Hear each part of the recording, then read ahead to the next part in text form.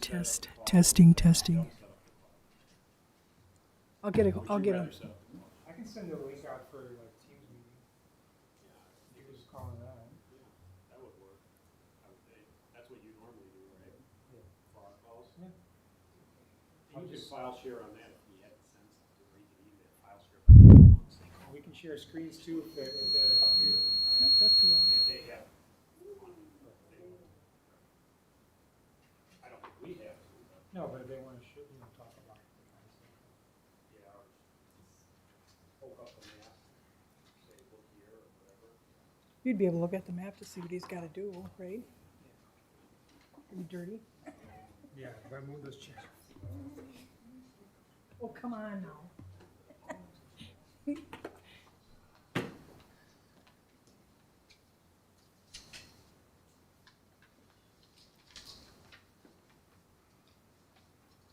You are dirty. It is, look at that. Oh, you got a workers' comp claim. Yep, so far, yep.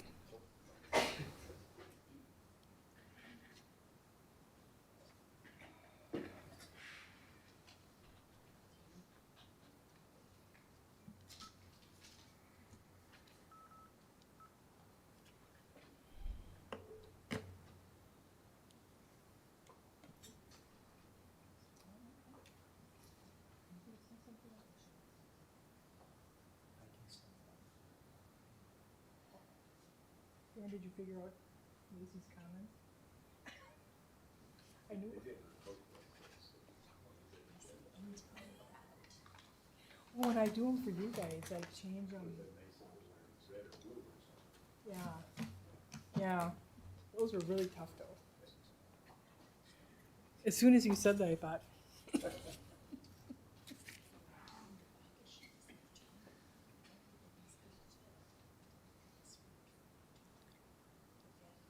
God, please don't update now.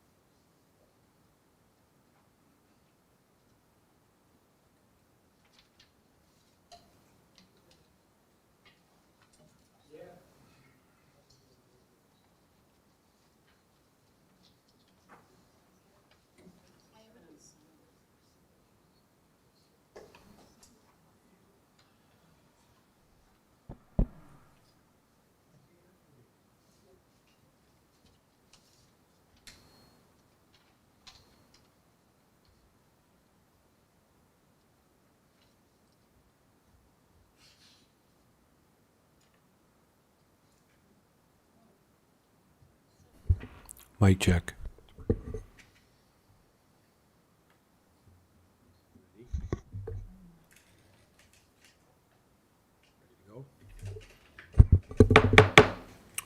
Good evening. I'm Carl Fortner, the Village of Vernon President. I'm going to call the Village Board and Plan Commission to order with the Pledge of Allegiance and a standing moment of silence. I pledge allegiance to the flag of the United States of America and to the republic for which it stands, one nation, under God, indivisible, with liberty and justice for all.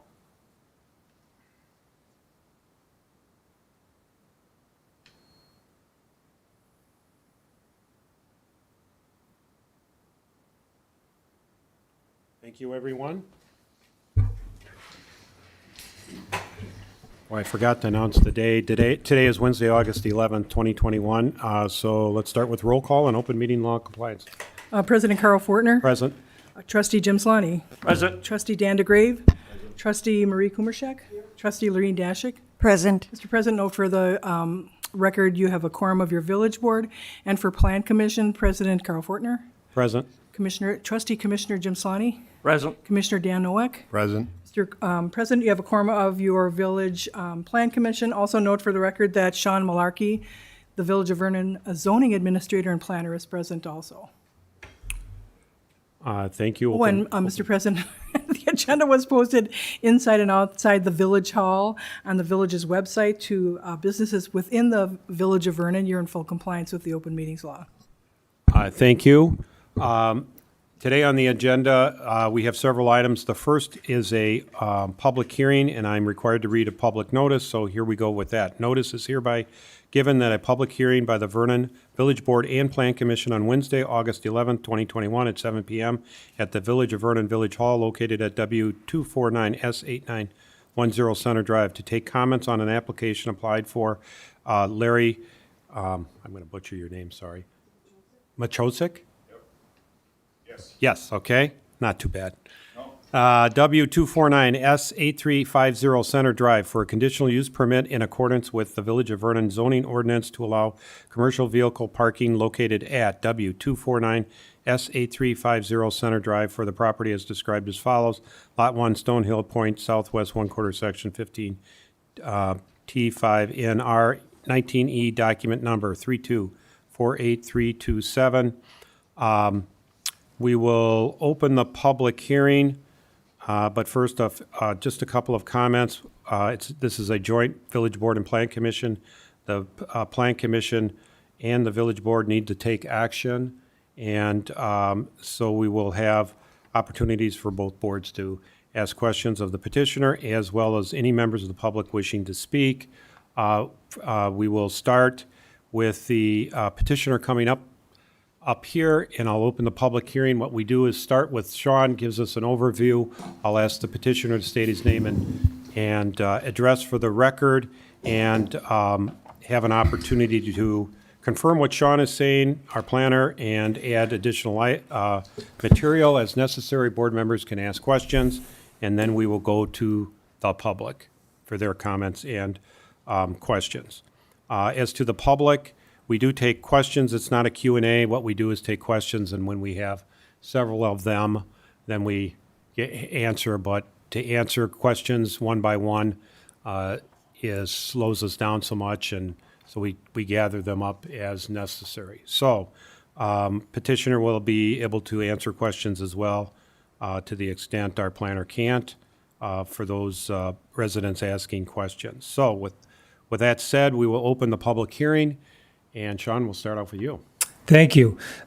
So the petitioner is specifically requesting a conditional use permit and a associated site plan of operation in order to park a commercial vehicle on his residential property. The truck would be parked in his existing 48-foot by 79-foot accessory building, and the vehicle itself is a flatbed truck with a mounted crane on the back of it, or on top of it.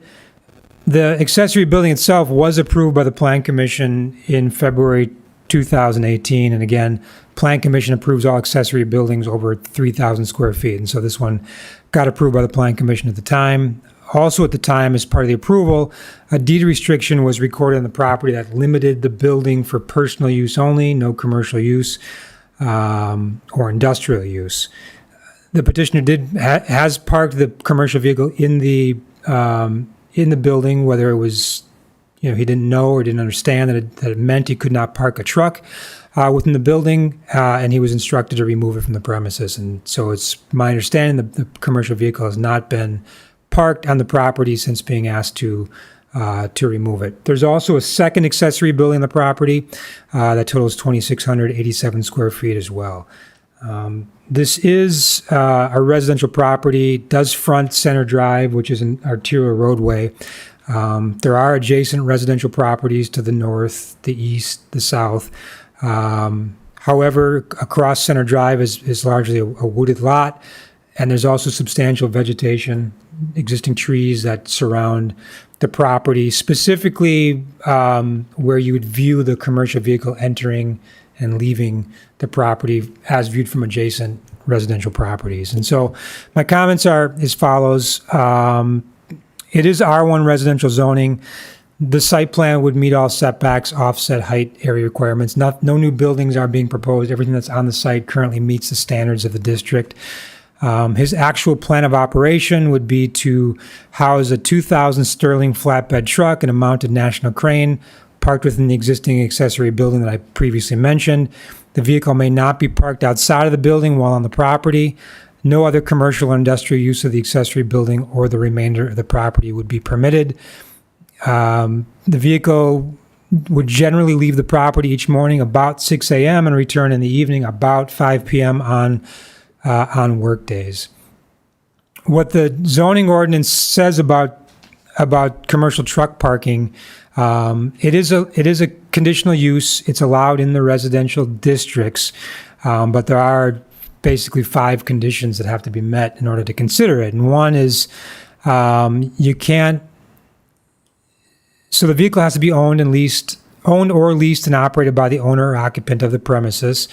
It's not allowed on any parcel unless it has direct access to an arterial or collector street, as defined in the county street and highway map. And that this is Center Street or Center Drive is an arterial roadway. No more than one such vehicle can be parked or stored on the occupant's property. No more than 2 additional construction vehicles, such as backhoes, front-end loaders, grading equipment, etc., shall be allowed. Vehicles have to be fully operative and act in an active use. And then there's also provision for additional trailers, etc. And so the petitioner is only asking at this time for 1 commercial vehicle, as previously stated. It can't be parked any closer than 50 feet to any adjacent lot line and no closer than 100 feet from the right-of-way. And in this case, the existing accessory building where it would be parked inside is 95.6 feet from the north lot line, which is the nearest lot line, and over 270 feet from Center Drive right-of-way, which does meet that requirement. And finally, there's an open-ended requirement that says, in determining whether or not the proposed conditional use permit should be issued, a determination of compatibility with adjacent land uses shall be made by the board upon receipt of a recommendation from the Plan Commission issuing the permit. If it's determined it would not be that it would be incompatible and represents an adverse effect or nuisance to adjacent land uses, the conditional use permit will not be issued. So those are the specific considerations for commercial truck parking. There's also our general conditional use considerations, which basically states that any condition that's established has to be based on substantial evidence to ensure that the use would not violate the spirit or intent of the comprehensive plan of the zoning code, wouldn't be contrary to public health, safety, and welfare, would not be hazardous, harmful, noxious, offensive, or a nuisance by reason of appearance, noise, dust, smoke, odor, or other similar factors, and then has to otherwise be compatible or consistent with the zoning district. So my last 2 comments are this. Again, the deed restriction on the property would have to be removed. That prohibits commercial use of the property and instead would be replaced by the conditional use permit. Our conditional use permits get recorded on the property, so it'd be explicitly say that the only commercial use that would be allowed would be the parking of this particular vehicle, and that would be recorded. And then finally, in your packets, you also have a conditional use decision worksheet that we use to review conditional uses. Essentially what that means is that based on Act 67, conditional uses are essentially permitted uses in the eyes of the state. You can't deny them for no reason at all. Basically, you have to find that the conditional use as proposed, the evidence that's presented, has to show that it meets or will meet the requirements of our ordinance. And I mentioned what those requirements are in the ordinance, including the open-ended requirement that it won't be a nuisance or detrimental to surroundings. So if you find that the petitioner provides evidence that they will meet or can meet all those requirements, and no evidence has been presented to the contrary from residents of surrounding property owners that he can't or won't meet those requirements, then you have to approve the conditional use permit. So it's as simple as that. In my staff recommendation, I have a series of conditions. I've highlighted the pertinent ones in the conditional use worksheet, and I won't go into those. I think we can maybe take public comments or comments from the petitioner at this time, and we can go into the details of those at that time. So that's all I have. Thank you. And you're the petitioner. We know who you are, but please state your name and address for the record. Larry Machosik, And your address? W249 South 8350 Center Drive. Okay, you just heard our planner, Sean Malarkey, give an overview. Are you in agreement with that? Is it consistent with what you understand? Do you have any? Yeah, I'm in compliance with all the statutes for conditional use.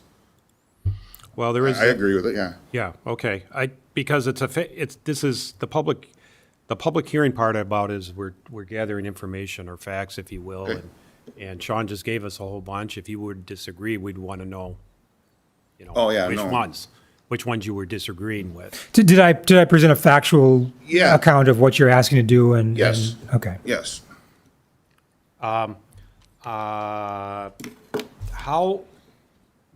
is do you know the gross vehicle weight of what you plan to park here? 58,000. And the approximate size? Like- 38 feet. And it's whatever wide that would be. It's 8 feet wide. It's legal, road legal, so. Right. Also, the head of my driveway is wider, so it's easy access. Oh, the entranceway on your driveway Yes. is easier. Takes me no longer to get in and out than a normal car.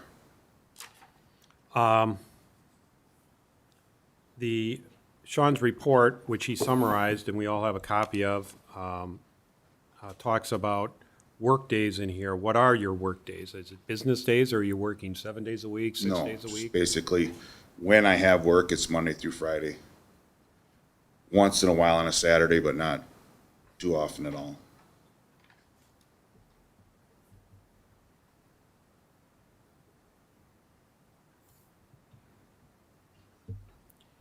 I just have to- So if we said typical work days are Monday through Friday and occasional Saturdays, that would be, Yeah. that would that's make correct. sense.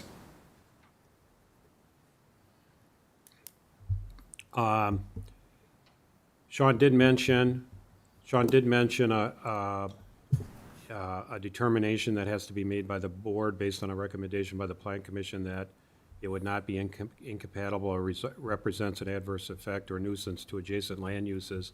You have homes surrounding you. What is your view on that compatibility? I have tree lines on all 4 sides of my house. Basically, you can only look down the driveway. There's no Jake brake on the truck. It's not loud. It's muffled. It's no louder than a garbage truck or a city truck and like I said, it's usually even in the morning. It leaves once and comes back once. It's not in and out all day.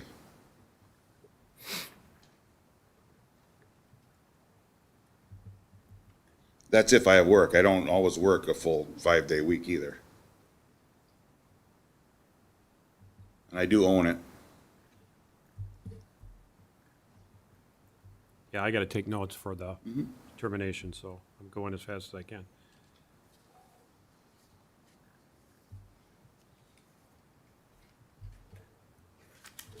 Questions by Plan Commission? Dan, do you have anything? Now, apparently, we sent Mr. McCosiak a notice that he was in violation. How did we become aware of that violation?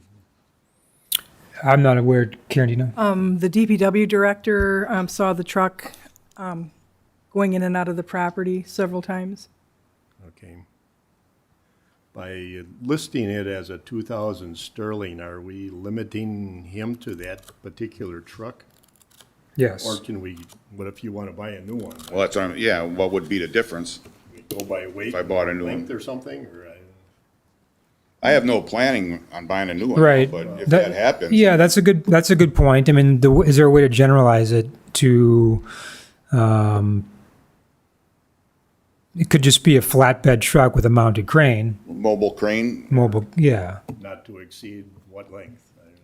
I wouldn't get a bigger one anyways. I mean, from what I use it for, that's the size basically of what I would buy if I bought a new one. 38 feet would be okay? Yeah, it doesn't, You could put legal truck. Well, and I think with respect to our roads, we'd be concerned about the weight. Well, we Too, can add so- that too on there. Not Not only this the is a- length, but this- the weight. this crane right now is 4-axle, which delivers less load on the road for the weight. Because it's distributed. It's distributed, yeah. And the reason we did that is I go into new subdivisions every day. I do residential homes, trusses on mostly residential homes.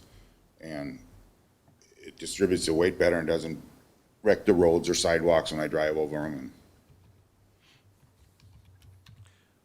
But if we're going to generalize it, I guess my point would be, if you're going to generalize it, and it's a fair point, if you have it specific, then we know what we're approving. If you generalize it, then we should get into things like weight, length, like you said, Right. number Right. of axles to distribute the weight. I mean, we have to have it so that it's not open-ended, and you can Well, buy a bigger truck. can we put or- something in there if I decide to buy a new truck? I'd come back to the board Well, that's the and give you alternative, the right, and get an details. amendment, and get an amendment to your conditional use. Yeah, so- That's so- a possibility too, right? So we have what he's proposing as a plan of operation in here. And so the way we read our conditional use permits is that we allow modification without public hearing, without anything else. If the plan commission determines that the modification to the plans or the plan is minor, then just have to get plan commission approval and that's it. And you're done. And so we could do it that way too.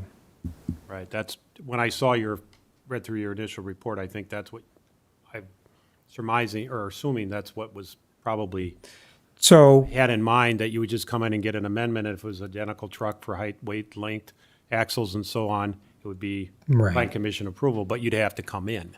That's fine with me. I mean, okay, so let's leave it as is with the 2000 Sterling flatbed with the national crane mounted. And for the plan commission boards, we do have one of those tonight on our agenda, minor modification, if you read the agenda, so that's later on in the meeting, so we'll have a live example of that process. Other questions, Commissioner Nowak, do you? Has anyone verified the condition of the road there at the existing time or documented? The DPW director has some submittal after, when you get into public comments, Commissioner Nowak? Okay. Yeah, we'll get a report from our DPW director. We do have one resident who wrote an email, so we'll get that into the record. Plus, we have residents in the audience here that we'll take comments from. But first, while you're here, up here first, and that's how we proceed, petitioner starts. I'll start with Commissioner Trustee Slawney. Do you have questions? Not at this time. Right now, I'm kind of interested in seeing what the neighbors have to say. Okay.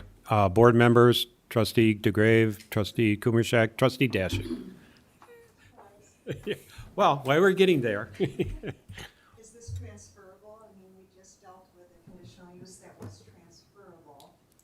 And so I'm just wondering if this conditional use, if he sells the property and somebody else wants to. No, any new conditional use we write is not transferable. It's limited to him only as owner of the property. Him only and his current property. So Correct. He can't say it belongs to me and I'm moving across the street. No, it's for him and his property where it is. Right. now. If he sells the property, this does Right. not go with the land. It does not go with the land, does not go to the new owner. that's fine. Right. Right, and the distinction being the one that you're referring to was granted by the county and very old. Right. Didn't have any specification as to who it was for. And so in that case, it defaults to stays with the land.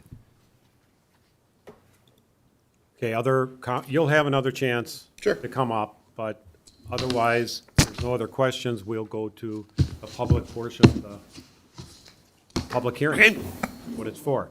Now, do we have a sign-in list, or because there's so few people, we can, if people have signed in, just because you didn't sign in, we'll call, but if you've signed in, we'll go in the order of the sign-in list.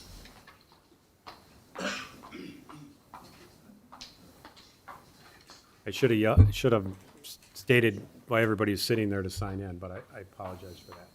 Somewhere for other parts of the agenda. But Okay, so what we're taking comments for is this particular matter on the agenda, not the other matters. So this is a public hearing just for this one. So if you're here for, let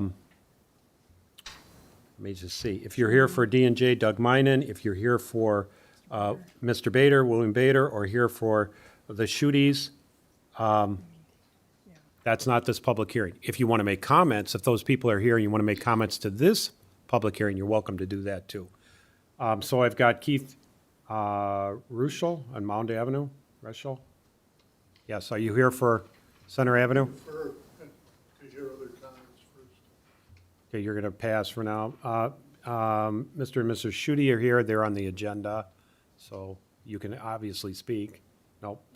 I've got Pam Wolf, if I'm reading that right. Yeah, that's correct. Okay. I live diagonally. If you need, you need to come up, please. State, Oh, sure. yep, state your name and record and have your comment. That would be Pam Wolf, West 250, South 8425, Center Drive. And you stated you live Diagonally diagonal across the street, yeah. across the street. Yeah, there's Okay. the woods directly across from him, and I'm right next to that. Okay, We're in the farm.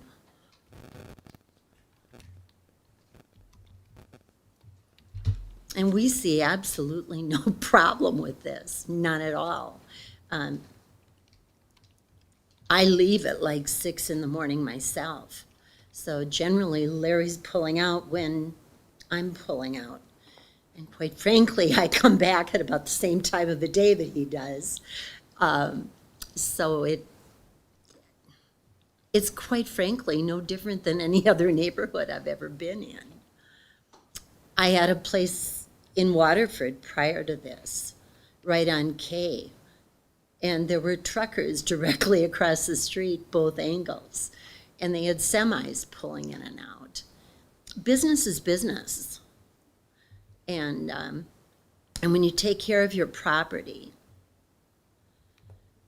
and you don't disrupt the appearance of a neighborhood or go out of your way to bother the other neighbors, I think just being a good neighbor means you accept that they're making a good living too. So I personally see nothing wrong with this. okay, questions? Well, we don't usually ask questions for No. residents, so. Okay, so your comments are noted. Do you have anything else further? Then we'll go to No. the next person. Thank you. Sure, thank you. Okay, that was the list. If there's anyone else in the audience, please raise your hand and come up. Yes, sir. Larry's neighbor to the north. You got to come up here and state your name and address for the record. Thank you. Name's Mark Rasquay, South 83, West 24895, Artesian Avenue.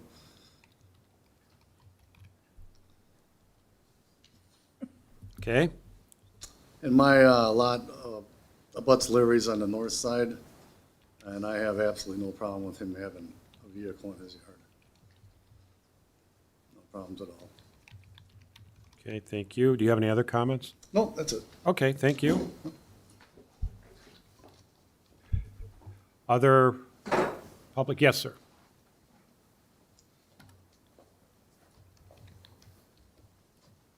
Hi, my name's James Colberg. I live at South 82, West 24860, Artesian Avenue. So I live right across the street from Mark, so I'm his neighbor, but just one building away, one property away. And I heard them talking, one of you guys, that he had done it for a while because he didn't know. I never even noticed, okay, that there was even a truck there. He's got the perfect building for it. It's out of sight. Well, what are we talking about, 5 to 15 seconds for him to pull out and 5 or 10, 15 seconds to pull back in? And this man's trying to make a living. He's here doing everything right. I'm sure you've all driven past his property. It's immaculate. There's just no way he's gonna ruin anybody's property values or it's a bother to anybody at all. I'm not just here because I'm a good neighbor and I would like him to do whatever he wants. He's not doing anything wrong. There's just not a single solitary reason that he shouldn't be able to park his truck in that building. Thank you. Thank you. Other comments? Otherwise, we did receive one via email, and we do have our DPW. Somebody raise their hand. Did I miss somebody? Okay, sorry about that. I didn't hear you, see your wave. Top one's yours and the rest. Yeah, I just came in, well, my name is Keith Resch. I live at South 96, West 25145. And, yeah, I'm not anywhere near this property. I was just concerned about the point that was brought up about the condition of the roads and things like that. My experience, I worked at Twin Desk for a while, and we drove a ex-military Hemet around testing transmissions for heavy vehicles, and it's an eight-wheel, 4-axle vehicle. We had very much difficulty finding roads that we could actually drive it on because of the weight limits on it. I'm not quite sure. I know that we couldn't go on a Class B highway. I don't know what the weight limit is on that. But that was my concern. Plus, obviously there's going to be increased traffic with this heavy vehicle. To be truthful, heavier vehicles run around my neighborhood all the time. We have the Bartholomews are selling, grain and things like that. So we do have semis coming in, but it's not every day. And I guess that's where I am right now. I noticed that the Center Drive has been repaved between the river and Maple Avenue, and the condition of the road is deteriorated quite a bit in the last couple years since it's been repaved. So I'd be concerned about that and the upkeep of the road. And I guess that's where I am right now. I've got nothing against this man making his living, but I'm just concerned about the weight limit or the weight of the vehicle that he's trying to operate. Thank you. Thank you. Mr. President, just want to note for the record that Mr. Roush lives on Mound Avenue. He gave his first numbers, but I just wanted to enter into the record he lives on Mound Avenue. Thank you. Other comments by the public here?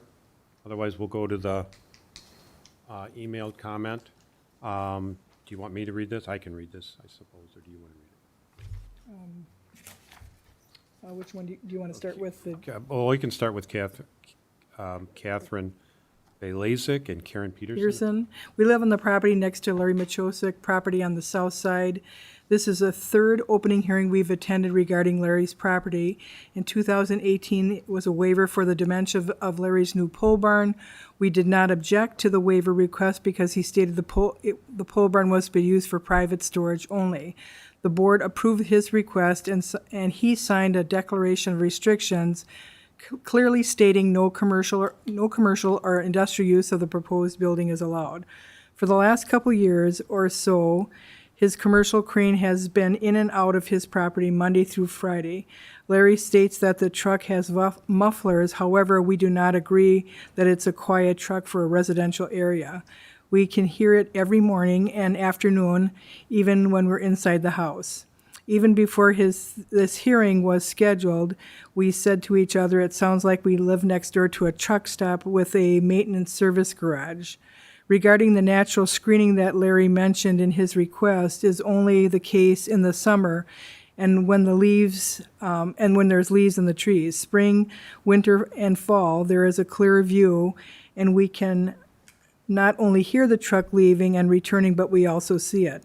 Under section 4 of the Village of Vernon's conditional uses, it states, paren 4, paren A, basis of approval, conditions shall be established to ensure that the proposed use will not, paren 4, paren A, paren 3, be a nuisance by reasons of appearance and noise, are just two of the many examples listed. We did research that shows having a commercial truck in and out of your property in a residential area can adversely affect surrounding property values and, at the very least, be a deterrent when trying to sell to a potential buyer. Zoning laws were established for a number of reasons, one of which is to protect residential properties from commercial uses. Our properties are zoned residential, not commercial. We equivocally oppose the Village of Vernon granting Larry a conditional use permit for his commercial crane truck to be operated on his residence. We ask the Board and Plan Commission to do whatever they can to retain the residential quality of this area.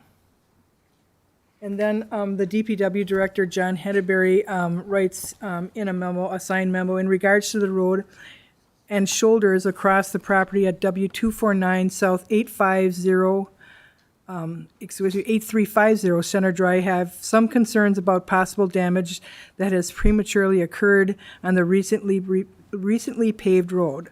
Upon inspection, I have noticed the road edge cracking and the shoulder gravel pushed out in the area across from the property at W249 South 8350 Center Drive, which appears to be from vehicles turning in and out of the driveway. This section of Center Drive was paved in 2016, and this damage is not usual wear for a 5-year-old road surface. Please see the photos with this letter. And then in the letter, Mr. Henneberry indicates, has some road damage. I just want to give this to the petitioners. Yeah, make sure the petitioner gets a copy of both of these items.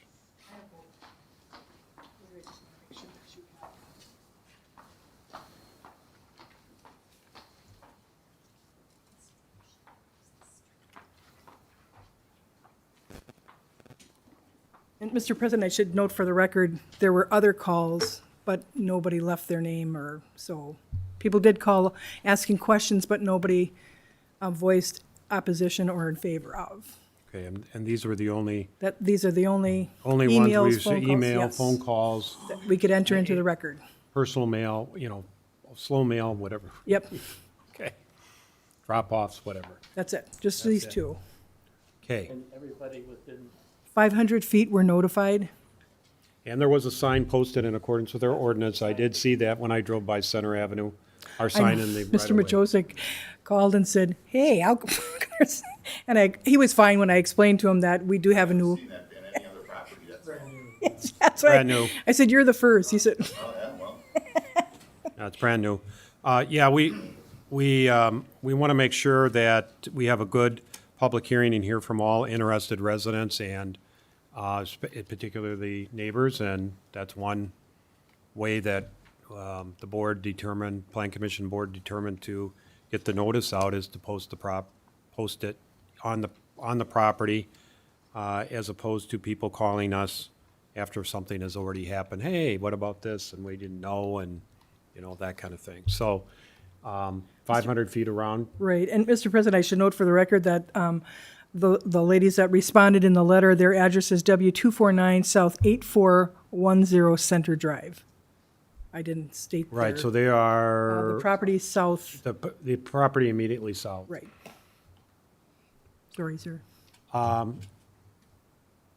Larry, you can come back up. You've heard the public comments from both your neighbors that do not think there's a problem with what you're proposing. You heard them. We had one resident concerned about the condition of the road, and we've gotten our statement from our DPW director, and you've seen pictures now. I don't know if you got those in advance or you just saw them right now. I just seen it. So we'd like to hear your response to that, and your one neighbor to the south obviously disagrees with your other neighbors as far as the effect on her property value or the surrounding property value and the the appearance of noise and the screening. So we'd like to hear your response to that. Sure, as for the weight, the road was just, the subdivision was just repaved behind me, and you must have had 170,000-pound trucks come through there with asphalt on, and they didn't damage the road, hauling all the asphalt in. As for the cracks on the side of the road, you can go all the way up and down Center and any other road in this county and find them cracks and them breaks in that road. And as for the noise, I just have to disagree. The truck is not that loud. It's quiet, and I take my time getting out of the driveway, and I start it and warm it up inside the shop if I was there, and just drive it out, so it does not idle or stand in the driveway out of the shop. It wouldn't out of the shop until it's ready to go and right out the driveway, which is 10, 15 seconds. It's not that loud. It's just not.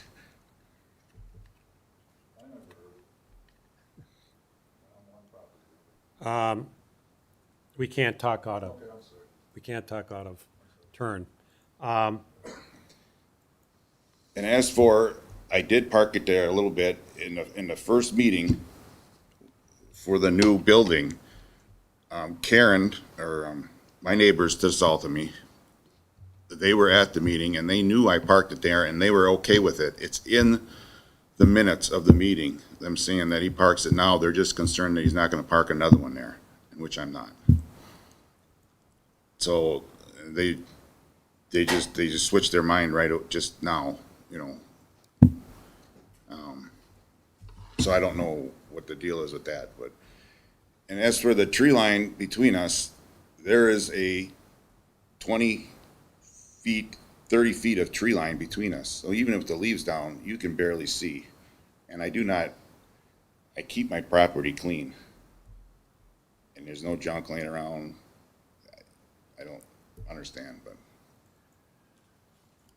Just to shed some more light on the relationship between your property and the property to the south, there's between the edge, the closest point that the truck would be on the driveway pulling into that accessory building, and then the nearest point of their house to the south is 260 feet away.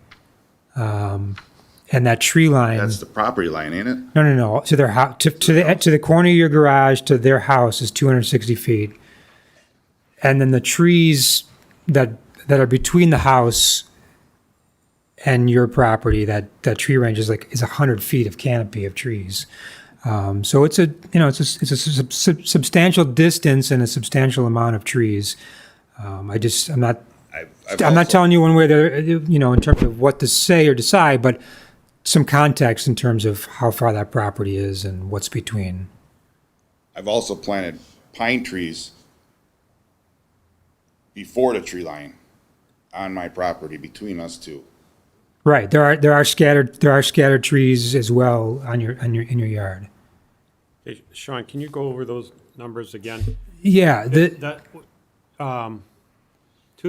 Start with from the driveway and the accessory building where it's going to be parked to the property line. That's 163 feet. Okay, so that's 163. And it's 260 feet from the corner of that garage to the house. So then another 97 feet from the 163, or did I just? Right, that's about right, yep. So for a total of 260. Right. Okay. And when you mention the trees, Sean, whose property is those? The trees are mostly on the neighbor's property to the south, but there's some on Mr. Machosik's property to the north. And then as he's mentioned, there's also other trees that have been planted and scattered trees that are also in between the driveway and the property south as well. So there's a fair amount of vegetation and distance.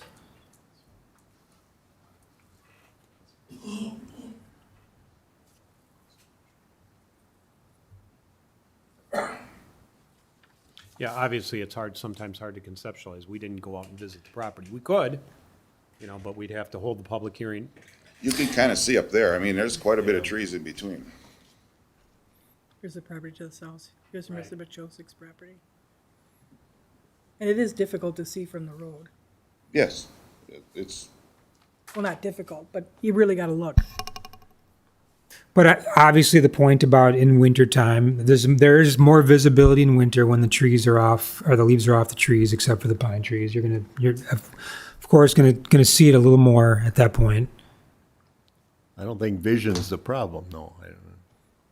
They didn't complain about They, looking they, at the truck, but they did mention that a little bit in terms of the trees off in the winter and be able to see it. But they said the noise is the big concern. from what I heard, you go right into the garage. yeah, yeah. But do you do any repairs on that vehicle in the garage or? Minor, I mean, there's not much I can do on it, you know, tires, change tires or whatever, but Mr. President, how do we deal with the road damage there? We just document what's there now and Well, monitor in the future, or? But he's right. yeah, Go down Center Drive. Well, yeah, I mean, we've heard from our DPW director, he's not here. We've heard from the petitioner and say, well, you can just go down Center Drive and see all kinds of it. I didn't personally go down Center Drive. I mean, you know, one of the, you know, when we determine conditional use permits, we've got to not only determine the adverse effect, which would include adverse effect to the roads, I suppose, but also under the general, you know, the general conditional use, you know, be contrary to public health, safety, or general welfare. I don't, if we've got residents here who want a conditional use, but granting it would help or contribute to a quicker deterioration of our roads, I'd be hesitant to approve that, particularly Center Avenue being paved in 2016. I don't know who caused what damage in front of your house. Maybe you ran it over, maybe the garbage truck did. Don't know. Yeah. Your comment about, you know, the subdivisions with heavier trucks, I think road damage could be caused by a very heavy truck, like you say, or a heavy truck day over day. I mean, just the way it is. John's not here to explain it. I'm not an expert. I was just saying that when the road was paved behind me, the southern was paved behind me, there was 100 or 200 loaded dump trucks driving on that road, and they didn't do no damage, or very little if you could find it. Mr. President, there's a condition, along with the regular conditions that are part of the specific considerations for a commercial truck and, you know, arterial roadway, all the things that he clearly meets, right? He meets all those standards. He's got the distance from the property lines, all those things. Mm-hmm. But I've also added a condition that says that the commercial vehicle shall not damage the roadways, particularly, you know, with regard to the shoulders and the edge of the pavement near his driveway.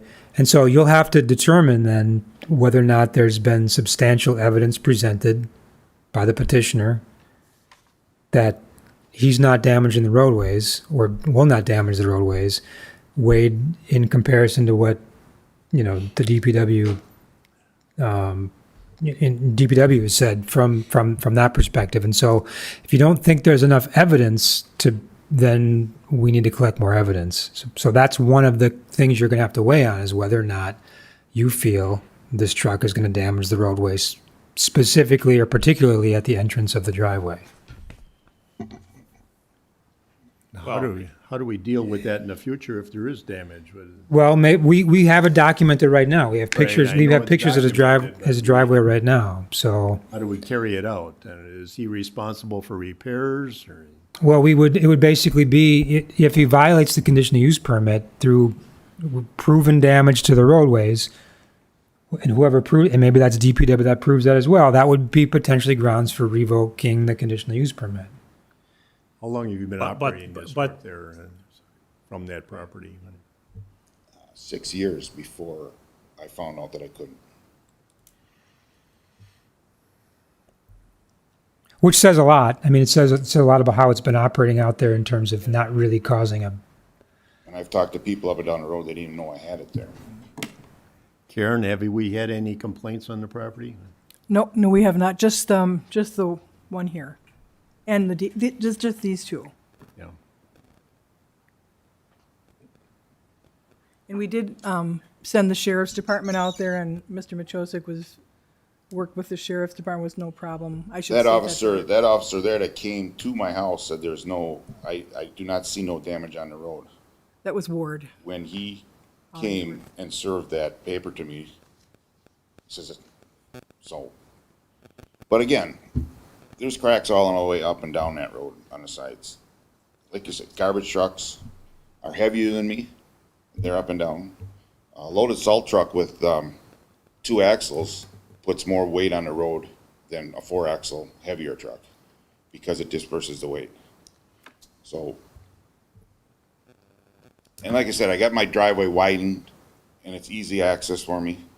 I put another 8 feet on it at a normal driveway width. When did you have your driveway widened? I did that when I bought I did that right when I moved in the house almost. It's got to be 15 years ago easily. Oh, a long time ago. Yeah. Okay. When you mentioned it, you made it sound like you just did it. No. It's been that way since I moved in. What's the width of your driveway? At the head, Yeah, at the head, at the street. it's got to be 20 feet or better. 30 feet where it widens out, 30 feet there. Do you have measurements? Comes out, yeah. Yeah. So it's plenty wide. What happens Now, when both of those pictures that the DPW director included are, in fact, the very edge of the road, and I would look at it more likely to be done by a garbage truck than by anybody normally driving down the road. Neither one of those pictures are right by where you would be turning into his driveway. Correct. So I don't see, I'm not as concerned about the road issue, to be honest with you. My only other concern was because you're very close to the top of the hill. And, from a safety standpoint, how much of a problem is that getting in and out, There. especially people coming from the So north? I always come off when I did park it there, that's been established. I always come off of National, and I come down National, I check my mirrors behind me, make sure no one's behind me. And I sit tall enough in the truck that I can see down the hill, so I know if there's someone coming. So I could either pull in or back in that driveway, either way. So normally if someone's behind me, I will just pull in like a normal car and drive in. Turn around on the bottom, I got a big enough driveway on the bottom, and pull in to the shop. If nobody's behind me and I see nobody in front of me, then I just go up and I back in, back down the driveway. And that takes me, I've done it so many times, I back up every day in that truck to the jobs. It takes me like a normal car. There's absolutely no delay. I put my 4-ways on and I back in.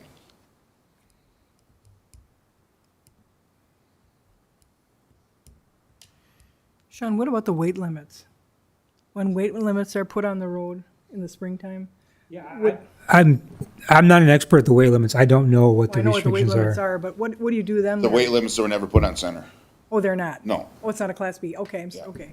Yeah, it's 7 tons, but, okay. Well, actually, I think pretty much the whole town there's no weight limits. So. Yeah, it's 7 ton, yeah, 7 ton is our Well, unless ring. it's posted Right. not Class B, yes, correct. I don't think center's a Class B. Yes. It is? Then it's 7 tons.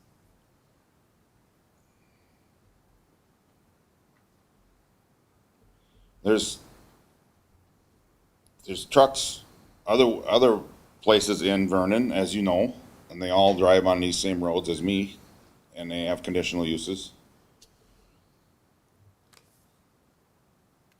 I don't know what other trucks you're talking about. Yeah, I'm not aware of other commercial truck. Yeah, do we have any conditional use for, We do on arterial, like National and High-low. 164. Oh, yeah, that's Edgewood, yeah, that's not, it been approved. okay. They're there. I know there's a lot, but they don't have, the one on Hilo does. That's a legal non-conform, that was one that goes with, it's old, very old. The Vic property. But the other ones don't have permission.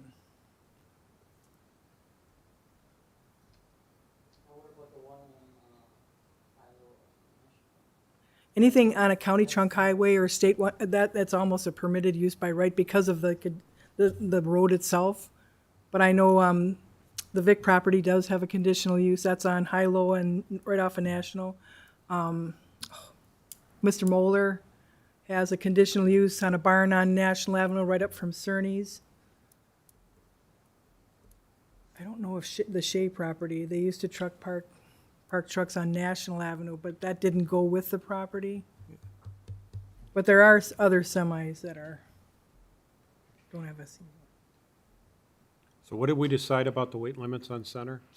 in the spring, it's just, when it's posted, all the roads are 7 tons. Right. When they just put the weight limits on, for that week or two in the But spring. they don't put them on. They don't put the We sign put- on Center. We put them on this year. I know we did. Not on my road, not on Center. Really? Yeah. There was no, I know that, because I go to these subdivisions and I can't go to these subdivisions because of the weight limits. When they post them for spring, for the thaw, I have to go, we have to wait for them houses or whatever. But there was no posting on Center Drive this year. There hasn't been. I'm finding out right now.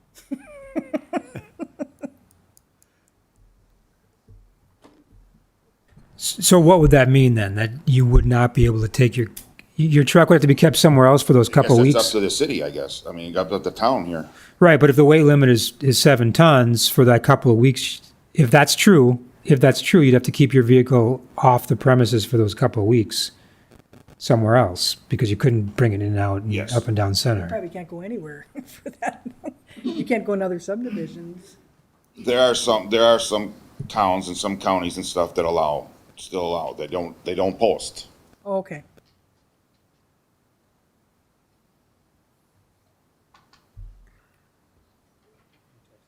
Questions? Even a no trucking road, I can go on if it's the way to the subdivision.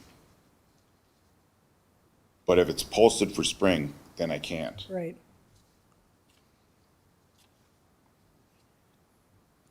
I've been on roads in Vernon. I've did like 30, 40 houses in the town of Vernon or village of Vernon, so I've been on all the roads around here too. So I've done new homes in the town here. Other questions why Karen's looking? By the board or Plan Commission? Do we need further information from our DPW director? I don't. Jan? No? Board members? I was just reading this lady's objection.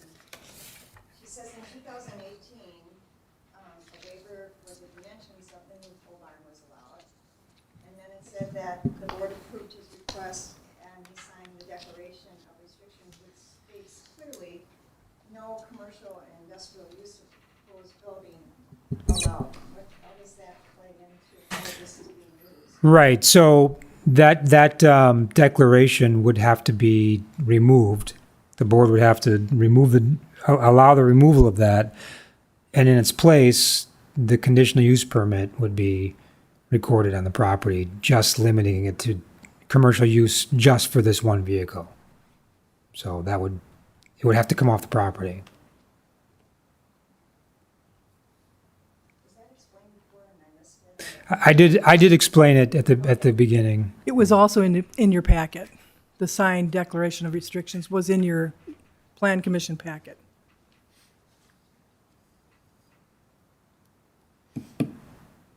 Right, so there's going to be a little more work to the conditional use, but that's paperwork and filing and recording, if it's approved. Do you want to go through the worksheet quickly? Just Sure. It was posted. Center Drive, the DPW director just indicated that was posted from National all the way to Maple Drive on Center. Except when you said it's unusual because the only reason it's unusual is everybody's all the haulers are calling to get into service residential. So they're making sure that they're not, and it's usually a week or two. Yeah, Well, that's, yeah. Edgewood is also posted on. So, sorry, Mr. President. Well, Sean, we may want to work that into, Well, I mean, that applies to any truck anywhere in the village, so he needs to abide by that one way or the other, whether it's in his conditional use permit or not. Unless you think it needs to be added as a separate condition. I guess. Well, that's true. I mean, if he violates,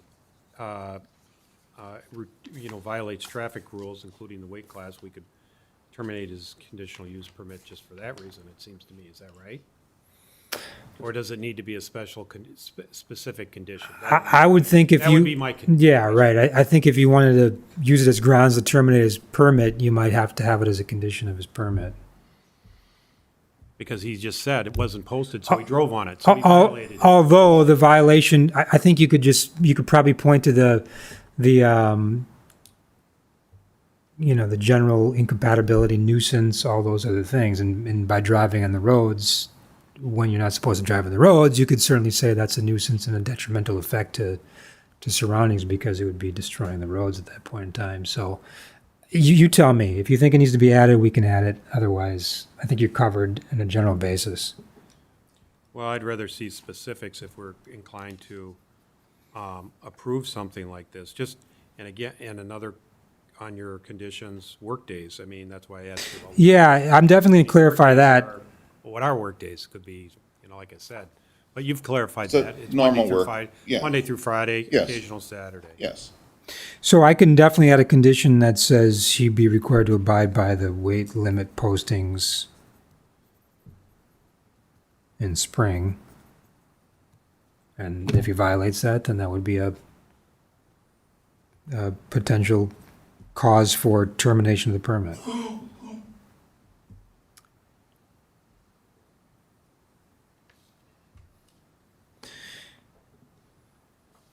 Clarify the work days. Yep, clarify the work days, Monday through Friday and occasionally Saturday. So are you saying if he's caught violating the weight limits, we could terminate his conditional use? That's what President Fortner is suggesting we add that in case it is violated. Isn't there already some stipulation that he would have to pay for violating that? He would, Yeah, he would. He could get a ticket, but it doesn't solve the problem necessarily. Which is Just what? another. Oh, they're pretty, if you Yeah, they're the pretty tickets substantial. the tickets will wake you up real quick. Yeah, No. So that was my original point as well, is that there's already a deterrent there, but what, Are we gonna put in there that he can't speed down the road either, or I don't. Well, I don't know, think do you that's- want to? I don't think that's fair to him. The regulation's there, it's not up to our commission to enforce that.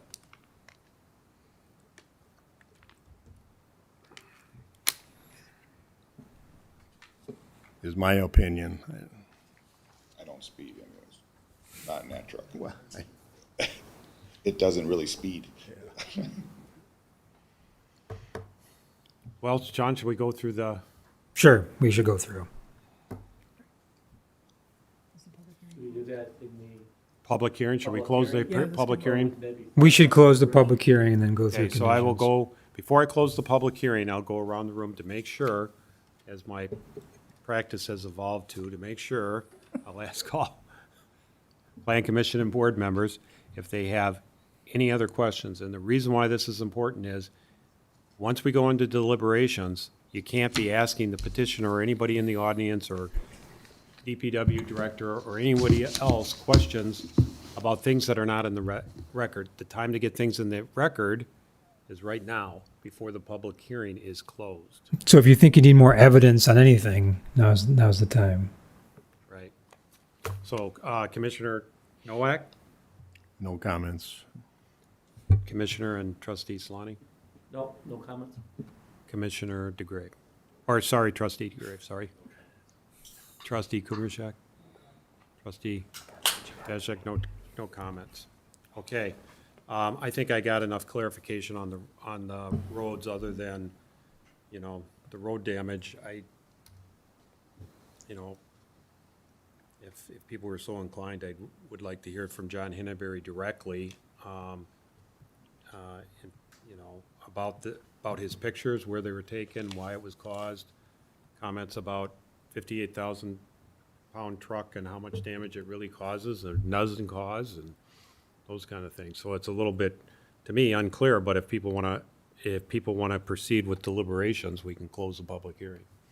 That would be my only thing. I don't know if, you know, the test is substantial evidence. Well, there's evidence on both sides, so I don't know which is, you know, on the road issue. One commissioner doesn't think that's an issue. I happen to think it's an issue. So, Well, I don't think it's an issue because there's no way in hell that we can say that his truck did the damage. well, that's my point with John, to ask John that. How do we know who did this damage? But John And can't when? determine that either. No. Well, I go on new roads every day. I'm careful on the edges, over driveways, over sidewalks. That's part of my job, so I will take care of the road.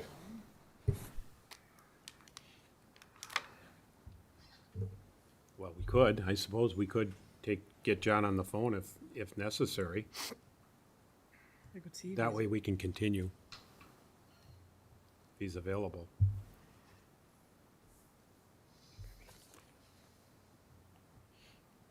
it's getting whatever. Let me just-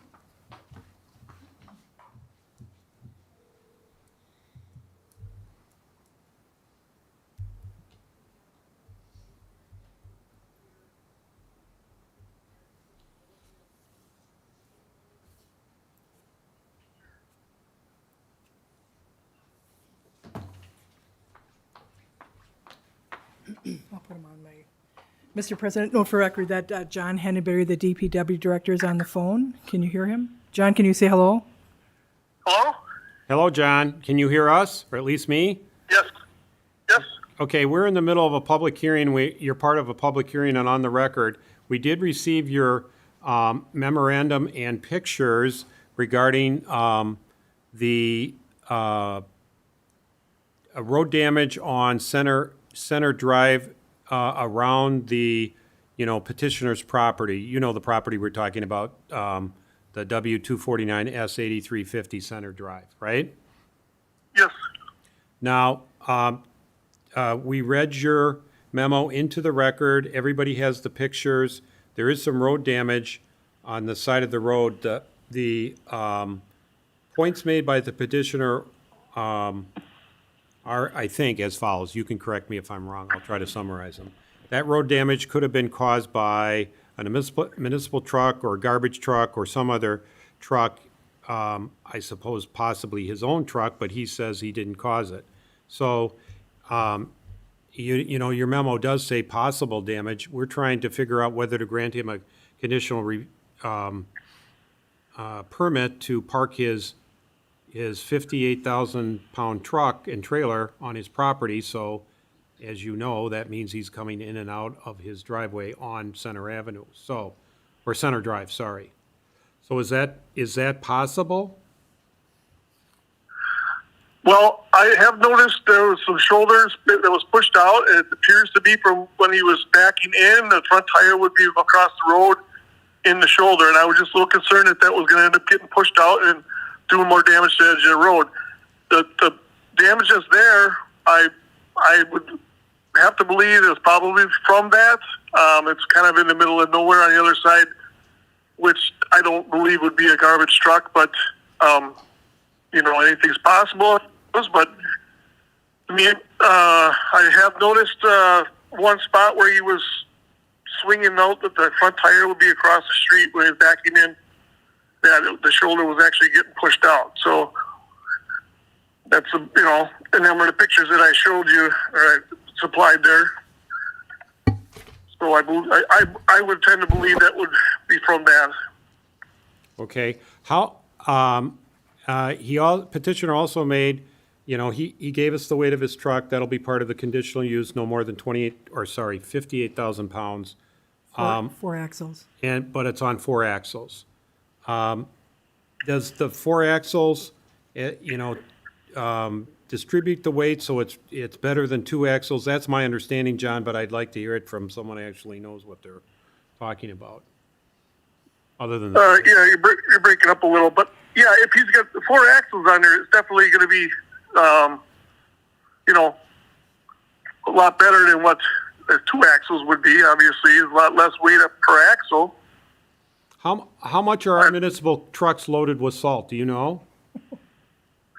A truck loaded with salt is probably about 40. We're about 40,000 loaded.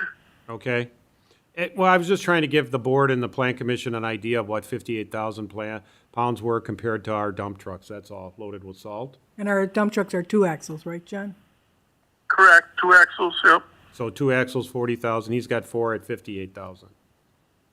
Right, but as a municipality, we're kind of exempt from a lot of those weight restrictions. Right. And, we're, that by definition, they're municipal trucks and they're salt trucks and plow trucks. They have to be on every road in Vernon. What else was I going to ask you? And Center Avenue, I think Karen said this. You texted her or something, but I'll put you on the record orally. You posted Center Avenue this spring for weight limits. Yes, we post on National, coming off of National, and on the other end, we cover Maple Avenue, which anything coming off of a county road will get posted. So anytime you're entering the village road, you will see the posted sign. So technically, the other end is covered on Maple Avenue, Right. on both ends. So you can't even get to the other end of Center Drive without passing a posted sign. Right, and you posted up toward National, so, okay, and on Edgewood, because that's coming And off both State, ends of Edgewood, that's correct, coming off yes. of State Highway 164, okay. Yes, down by the school, we post.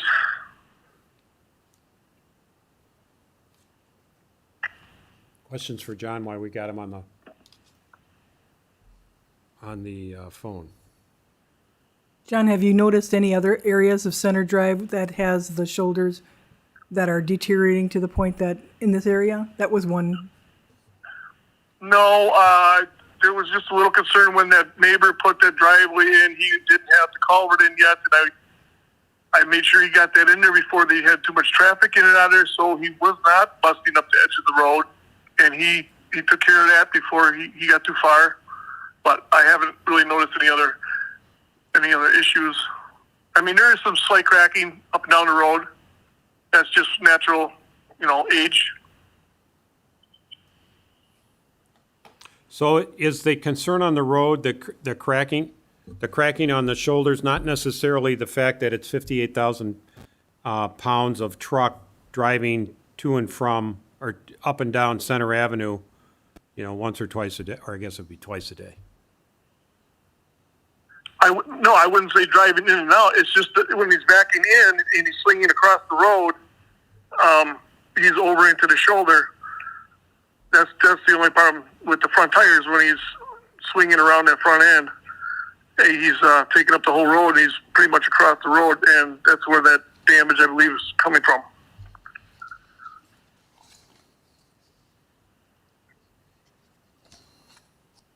Would it be better if he drove straight in instead of backing in? Or is it the same problem? In other words, backing in, you might not be able to back in as precisely as driving forward in. Yeah, he's not going to be able to swing it. I don't know if that'd be practical for him to make it into that driveway. If he wasn't on the shoulder of the road, I wouldn't have a problem with it. Honestly, I don't think, I just don't want to see that shoulder of the road getting damaged. That's on the north side of my driveway. I back in from the south. Okay, the petitioner, if you heard that, John, said he Yeah, backs in, but he he backs also in from the pulls south of his out, he driveway, goes not to the north. I've seen it a lot of times going to the north. So I mean, it can go either way. I guess it doesn't matter. I mean, but as long as he's not backing on his shoulder, that's the only problem I have. He's kind of pushing out the shoulder there. I mean, as far as the weight goes, like you said, he's got 4 axles there. He should be pretty covered with that weight wise. It's Right. just the length of the vehicle, I think, is just the issue. Right, he says the vehicle's about 38 feet long with the flatbed, The length. the length, sorry. Right. I mean, the only other way around that would be to widen his driveway or something and make that, easier turning it in and out. I mean, my driveway And is I wide. think- My driveway's 30 feet at the head. I have no problem pulling in or backing in. Right. Did I you mean, hear I've- that? Did you hear that, John? Yes. Okay. I mean, that's a concern here is I'll pay extra special attention. I mean, I won't, Well, that's the only concern I have is just the edge of the road across the street is the damage on there. As far as if it can stay off of the shoulder of the road, I wouldn't have a problem with it. I mean, that's the only thing that bothers me. I can do that. Need John for anything else? Any other questions for John? Thank you, John. You have any questions for No, John? No. thank you, John. Yep, no problem. Thanks, All right, John. thank Sorry, you. John. Bye, John. All right, goodbye. That was helpful for me, anyway. So with that, any other questions? I know I already polled everybody. Otherwise, I'll close the public hearing. I don't see anybody jumping out or jumping in. What's Are the you next, good? what's the next process? Okay, so what we'll do is close the public hearing. Next item on the agenda is to discuss and take possible action. We either do it tonight, we could defer action if people need to think about it. What happens is the Plan Commission discusses it first and makes a recommendation to the village board. That's why the village board is here. And the village board can take action tonight or set it over for a future meeting. That's up to the village board. They need to think about it. So that's where it stands, and then if it's approved, then we'll have a process Sure. for the approval and getting the paperwork and so on, which Karen can go through it with you. Okay. Okay, so with that, I'll close the public hearing, and we will go to item 6, discussion and possible action on the conditional use permit. We will go through with Sean our decision matrix, which helps us sort through the evidence and our testimony that we've heard today and make a decision. I think we should do that tonight, wherever it's fresh in our heads. And then we will entertain motions to either set it forward or for a future date for a decision. And for the Plan Commission, that'll be a recommendation, or we'll have the Plan Commission and Board act this evening. So Sean, why don't you take us through? Okay, so the conditional use worksheet, if you turn to page 2, this has the specific conditional use criteria for commercial truck parking per section 300-22B3. The page following that are my planner conditions, including the plan of operation. It doesn't include all of the conditions in my staff report. It omits the conditions that are just generic to any conditional use, and so we won't go through those specifically. So we'll start at the top. So what it says is the parking and storage of commercial type vehicles, dump trucks, school buses, construction vehicles, semi-trailers, and tractors may be allowed as long as the vehicle is owned or leased and operated by the owner or occupant of the premises. No such use shall be allowed on any parcel except as may front directly upon and have access to an arterial or major collector street as defined in the county established street and highway width map. And so first, is this condition applicable to the request? Should we enforce this condition? Yes? Yes. Anyone disagree? This is just Plan Commission now, Mr. President, or Commission and Board? Just questioning. Well, we're gonna repeat ourselves. with We could do both, and then if someone disagrees, we can note it as what it was for. Which board? Which board, yeah. Was. So, yeah, this is right in our ordinance. Sean. This is right in our ordinance, right? And so has the applicant provided substantial evidence that he meets this condition? Well, I would say, yes, he does own it, and it, as you've stated, and I think it's been established that it's a, It's an arterial roadway as defined in the county map, and I can attest to that. Has any evidence to the contrary been presented that he doesn't meet this condition? I don't think so. Anyone disagree? Okay, and so by default, the condition is met. yes. B, no more than one such vehicle should be allowed to be parked or stored on the property, no more than 2 additional construction vehicles. Such vehicles shall be fully operative and in active use. Is this requirement applicable? Yes, because it's a condition of the conditional use section. Have they provided substantial evidence that they meet or will meet this condition? Yeah, he Yeah. testified it's one vehicle. One vehicle only, and it's only. it's operable. It's operable. Yeah, I guess it's his testimony that, Right. He just has to prove to you that he meets or will meet this condition, and so we haven't heard. and it will also be in his conditional use that it is just one vehicle. That's correct. And a specific vehicle at that. He's tied to that. Has any evidence to the contrary been provided? No, Okay, and so by default, the condition is met. right. No such vehicle shall be allowed to be parked or stored closer to 50 feet to any adjacent lot line, no closer than 100 feet from the base setback line, which is the right-of-way from Center Drive.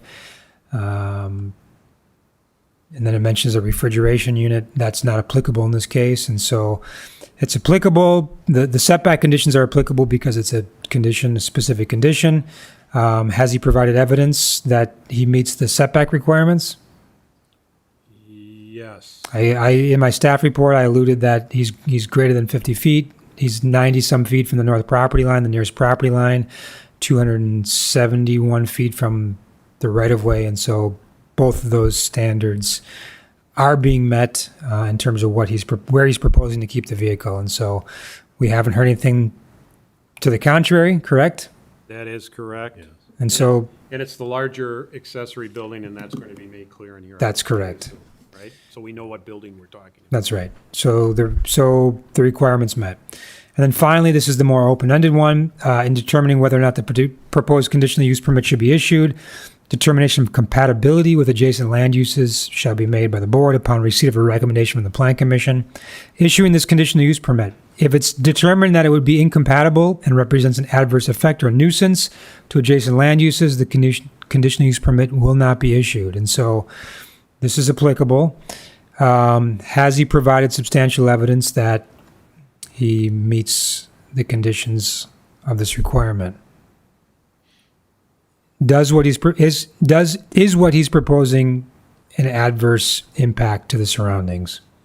Right, and on that, we heard from neighbors that say, if they say there's no problem, they're obviously saying that it doesn't have an adverse effect. We have heard from one neighbor that says it is an adverse effect. And it's a nuisance as to sight lines to some degree and noise. So to me, there's testimony on both sides of that, including the petitioner who says he doesn't. Oh, we had 3 for and 1 against. It bothers me when somebody submits a letter objecting to something and says it's a problem. We didn't have any complaints on it for the last 6 years. Right. And we also talked about the distances between the barn and the house and the tree line, and the fact that it's not right on top of the neighbor. So that should be considered as well. I mean, you got to consider whether there's been substantial evidence presented that it's a nuisance or will be a nuisance. No. And so do you feel that there's been substantial evidence provided by surrounding property owners that it's a nuisance? Other than their testimony, and testimony is evidence. Right, but you have to make a determination. Is that because if you feel it's substantial evidence that's going to be a nuisance to neighboring properties, it says you have to deny it. If you feel it's been substantial What about the DPW report and the road condition? Well, I'll get to the road conditions. So do There's you a think separate, that fits in there, or do you think it fits in? I have a separate condition later on that about damage to the road. A condition that would be on the next page, page 3 or 4? Yes, Is the that, next- the next number page. 4? Okay, we haven't gotten there yet, is what you're saying. Correct. Okay, I was just trying to see where it fit in, Sean. No, that's fine. This is more about an adverse effect or nuisance to adjacent land uses. Right, we need to be careful as the governing body, just because potential for litigation, among other things. So that's why I'm trying to make sure that we're following along here, exactly so. Okay, so where are we? Yeah, so we have letter from the neighbors, we have other neighbors that say no complaint, they have no problem, we have no complaints on record with the sheriff's department. No, and for the record, there were 20 properties within the properties, multiple people living at those properties. I just wanted to note for the record of how many people were notified by mail. Right, we have a record of that, I think. you gave Yes. us. It was all notified. 21 with the petitioner. You know, the applicant has stated that the vehicle's mufflered. It's a road legal vehicle. It's parked indoors at all times unless it's being driven out once a day and returned once a day. It doesn't idle. He warms it up in the garage. He may notice that, you know, there's substantial landscaping surrounding the property. It's a fairly large property. It's 3+ acres in size. As we talked about, the nearest residents to the south, the people that did feel that there was an adverse impact, there's substantial distance and a tree buffer from that. And so that's what evidence you're working with to make the determination on this one. Should I poll people? Dan, what do you think? I don't see a problem here with that. Jim? Neither do I.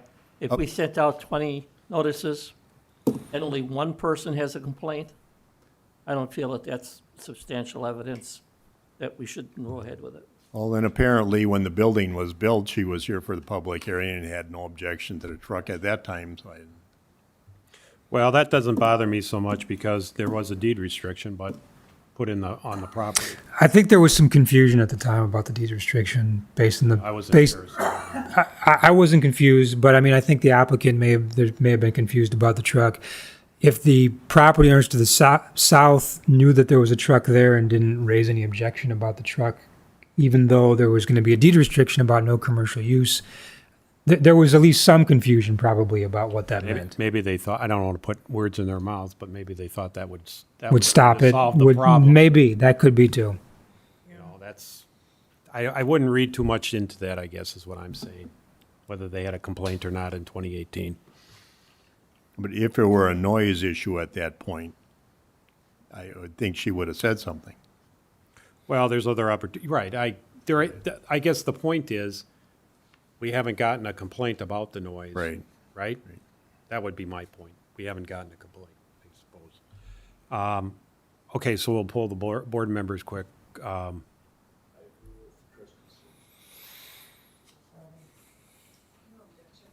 Okay. So I think on the worksheet, we would say there is substantial evidence. And on C, you know, I would say there has been evidence provided to the contrary, but is the condition met? We just polled everybody and it's met. Not substantial. Not substantial enough evidence that would be a detriment. If she had a recording of the noise or something from her property, it would be different. Again, there are 19 other people that Didn't complain, right. Okay? Okay, second page then are the planner conditions. And again, it just starts with the plan of operation, which is limited to him on the property. Cannot be transferred to anybody else. It's him only. The uses and activities we talked about is a 2000 Sterling flatbed truck and a mounted national crane to be parked within the existing accessory building. cannot be parked outside of the building while on the property. No other commercial or industrial use of the accessory building or the remainder of the property is permitted. Frequency and duration, the vehicle leaves the property each morning about 6 a.m. and returns each evening about 5 p.m. on work days, and work days we will modify to be Monday through Friday and occasionally Saturday. So, do you feel he will meet this condition? Yes. Is there anything been provided that he will not, any evidence provided that he will not meet this condition or wouldn't meet this condition?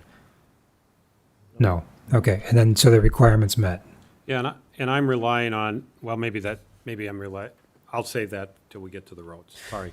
Yeah. And so, It was the type of truck, I asked the questions on Yeah. the type of truck, I thought that was important for the height, for the length and the width, and the weight.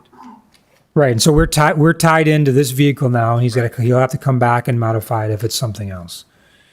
And it's in that accessory building, which I also asked, and it's in here, so that's good. Yep.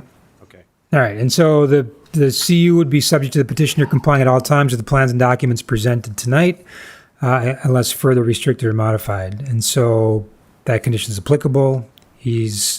That's his plan. He has agreed to meet to that. And so, do you feel that he will meet the conditions of what he's proposing? Yes. Okay, and no evidence has been presented to the contrary, and so that condition is also met. The existing restriction recorded on the property limiting the use of the accessory building to personal storage only and prohibiting commercial industrial use shall be removed. The conditional use permit allowing commercial truck parking shall be filed with the Waukesha County Register of Deeds and approved as to form by the village attorney. And so, Well, on this one, and maybe this is going to be a form provided by the village attorney, to me, what this should say is that existing restrictions should remain on there with a comma after it and say except as to modify the existing modify restriction. it, so as except for this conditional use. I didn't follow that. He's saying leave the restriction that's currently on there prohibiting commercial and industrial use Except as permitted. and modifying except as permitted through the conditional use, yeah. So you're saying to modify it instead? Right, to modify it to, The existing Per- deed restriction. right, modify the existing deed restriction to provide an exception for The conditional use. the conditional use. Right, I'll update my Yep. report. Okay, and so he's agreed to meet that. I mean, he knows what that entails, and nothing would say otherwise. So this condition seems like it's met.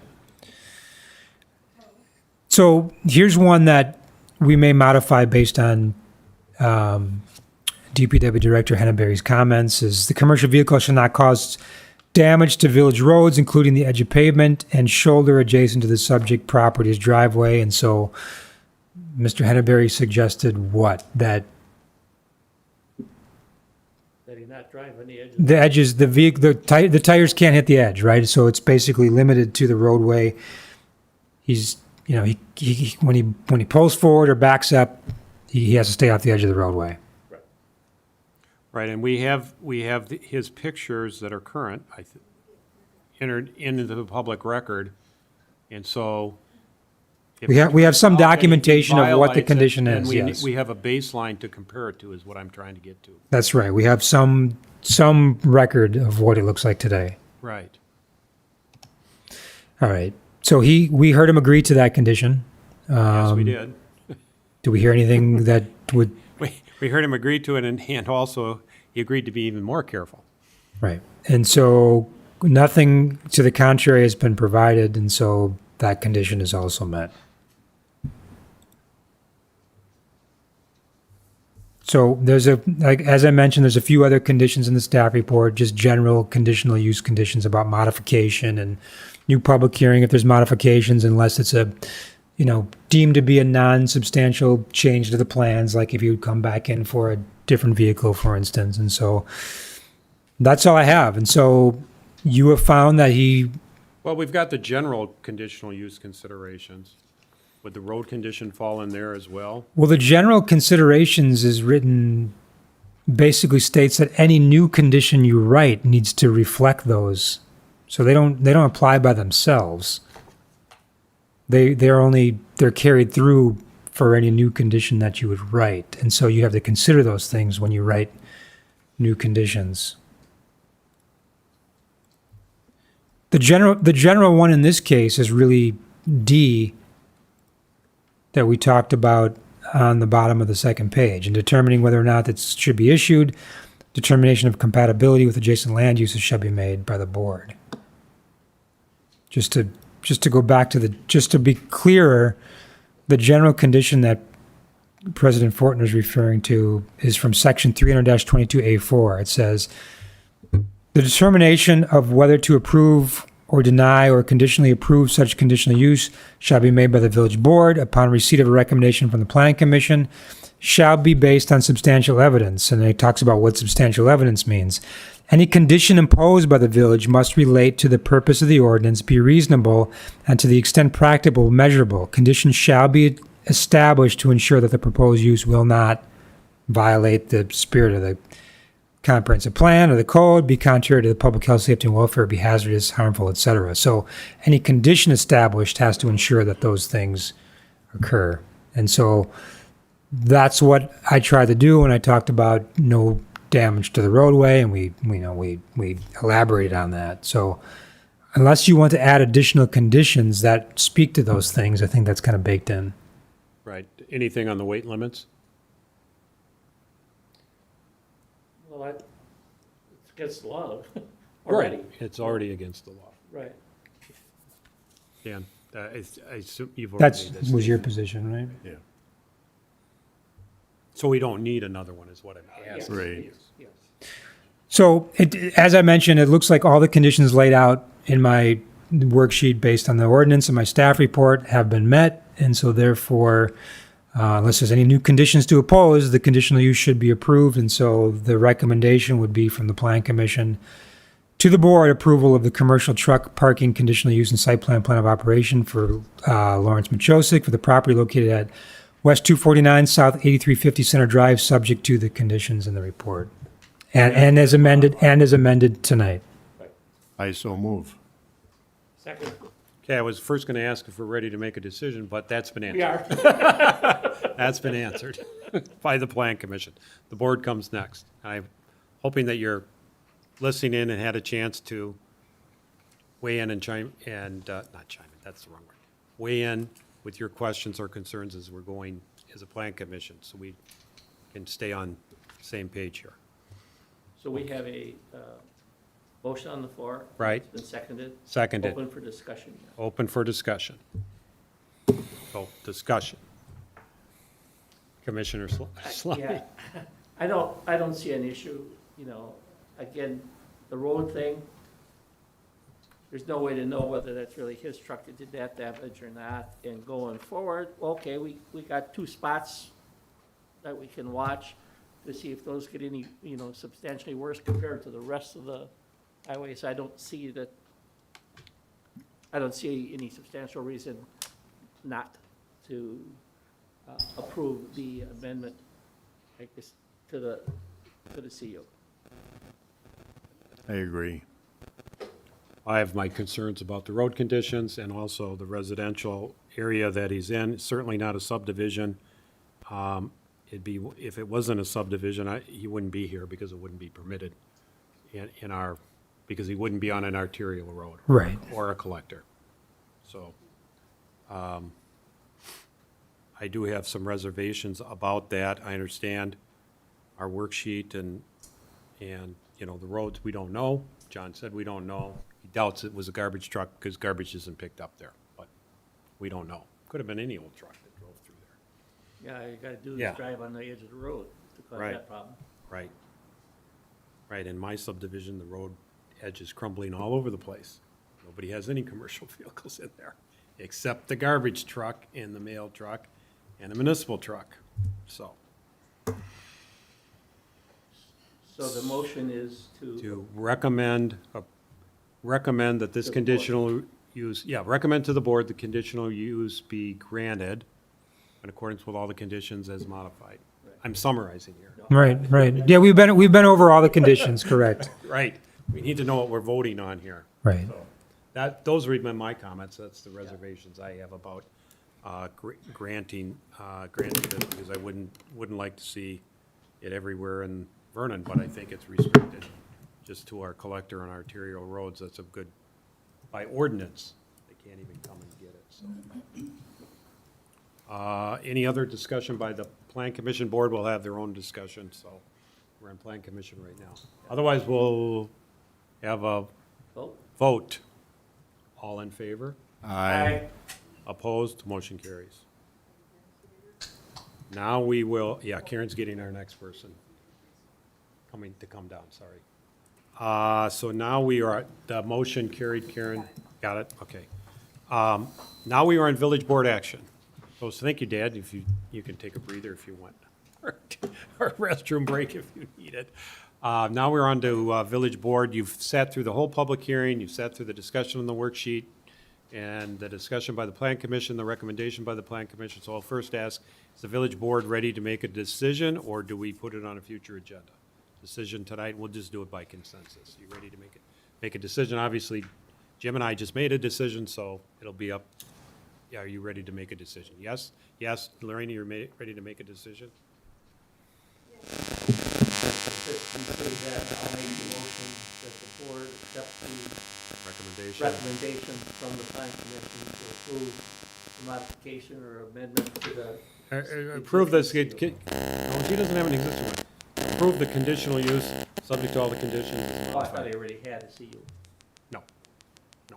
No, just the deed restriction. the deed restriction. Yeah. And the deed restriction, how we do it as part of the CU.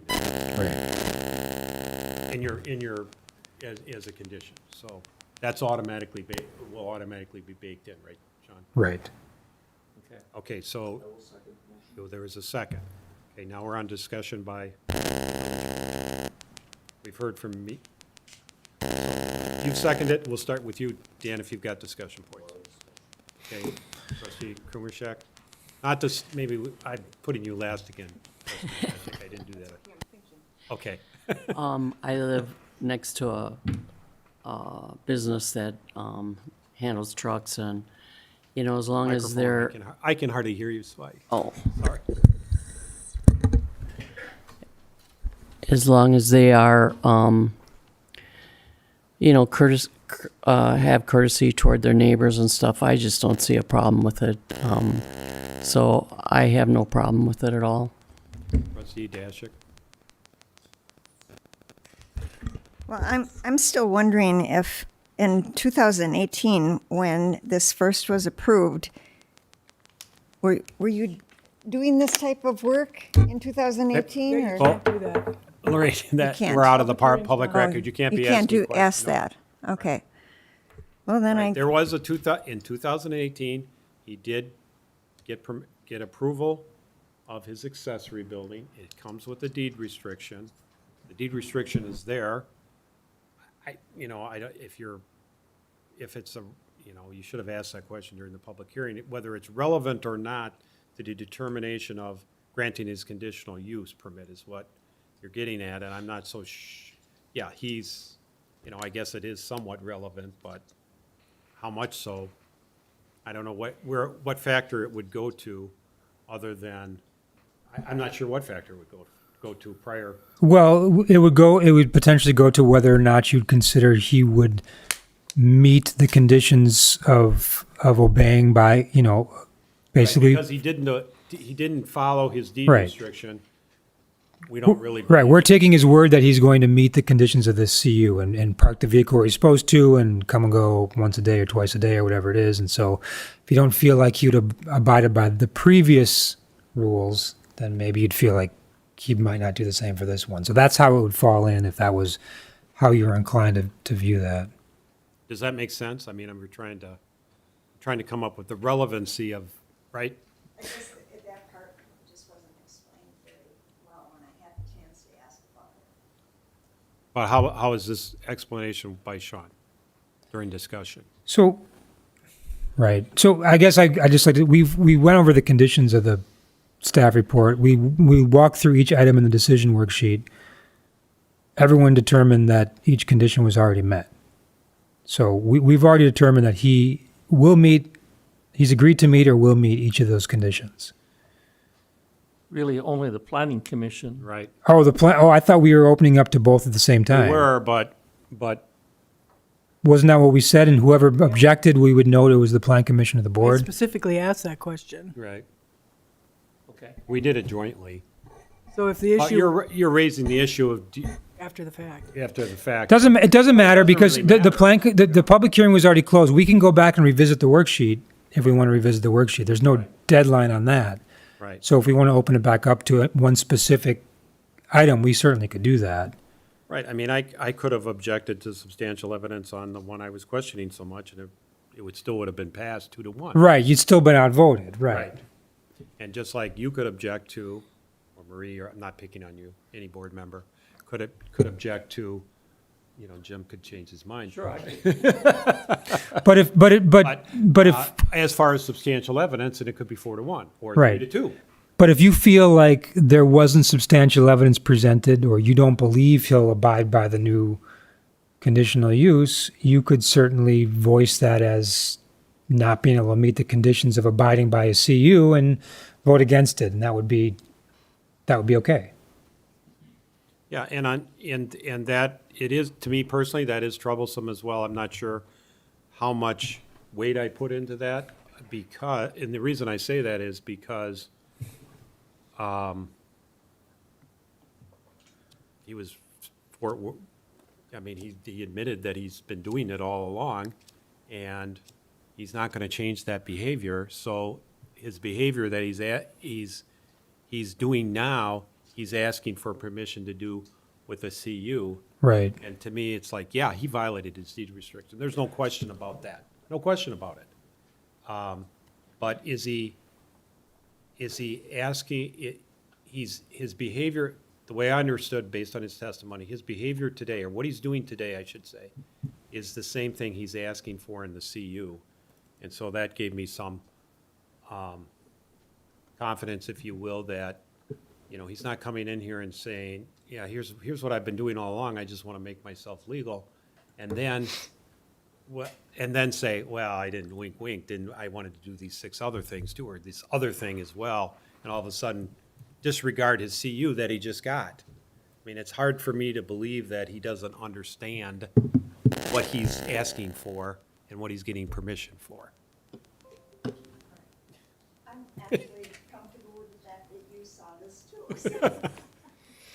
Right, I just didn't, it's discussion, I didn't raise it to this level just because I, in my mind, had reconciled it. Fair enough? Okay, so any other discussion? So we will call the question. All in favor? Yeah, we have a motion on the floor. All in favor? Everybody understand the motion? Okay. We had some issues on other CUs. That's why I'm asking twice. Jim says yeah. All in favor of the motion? Aye. Opposed? Motion carries. Thank you. Unanimous? Unanimous. Larry, I'll call tomorrow.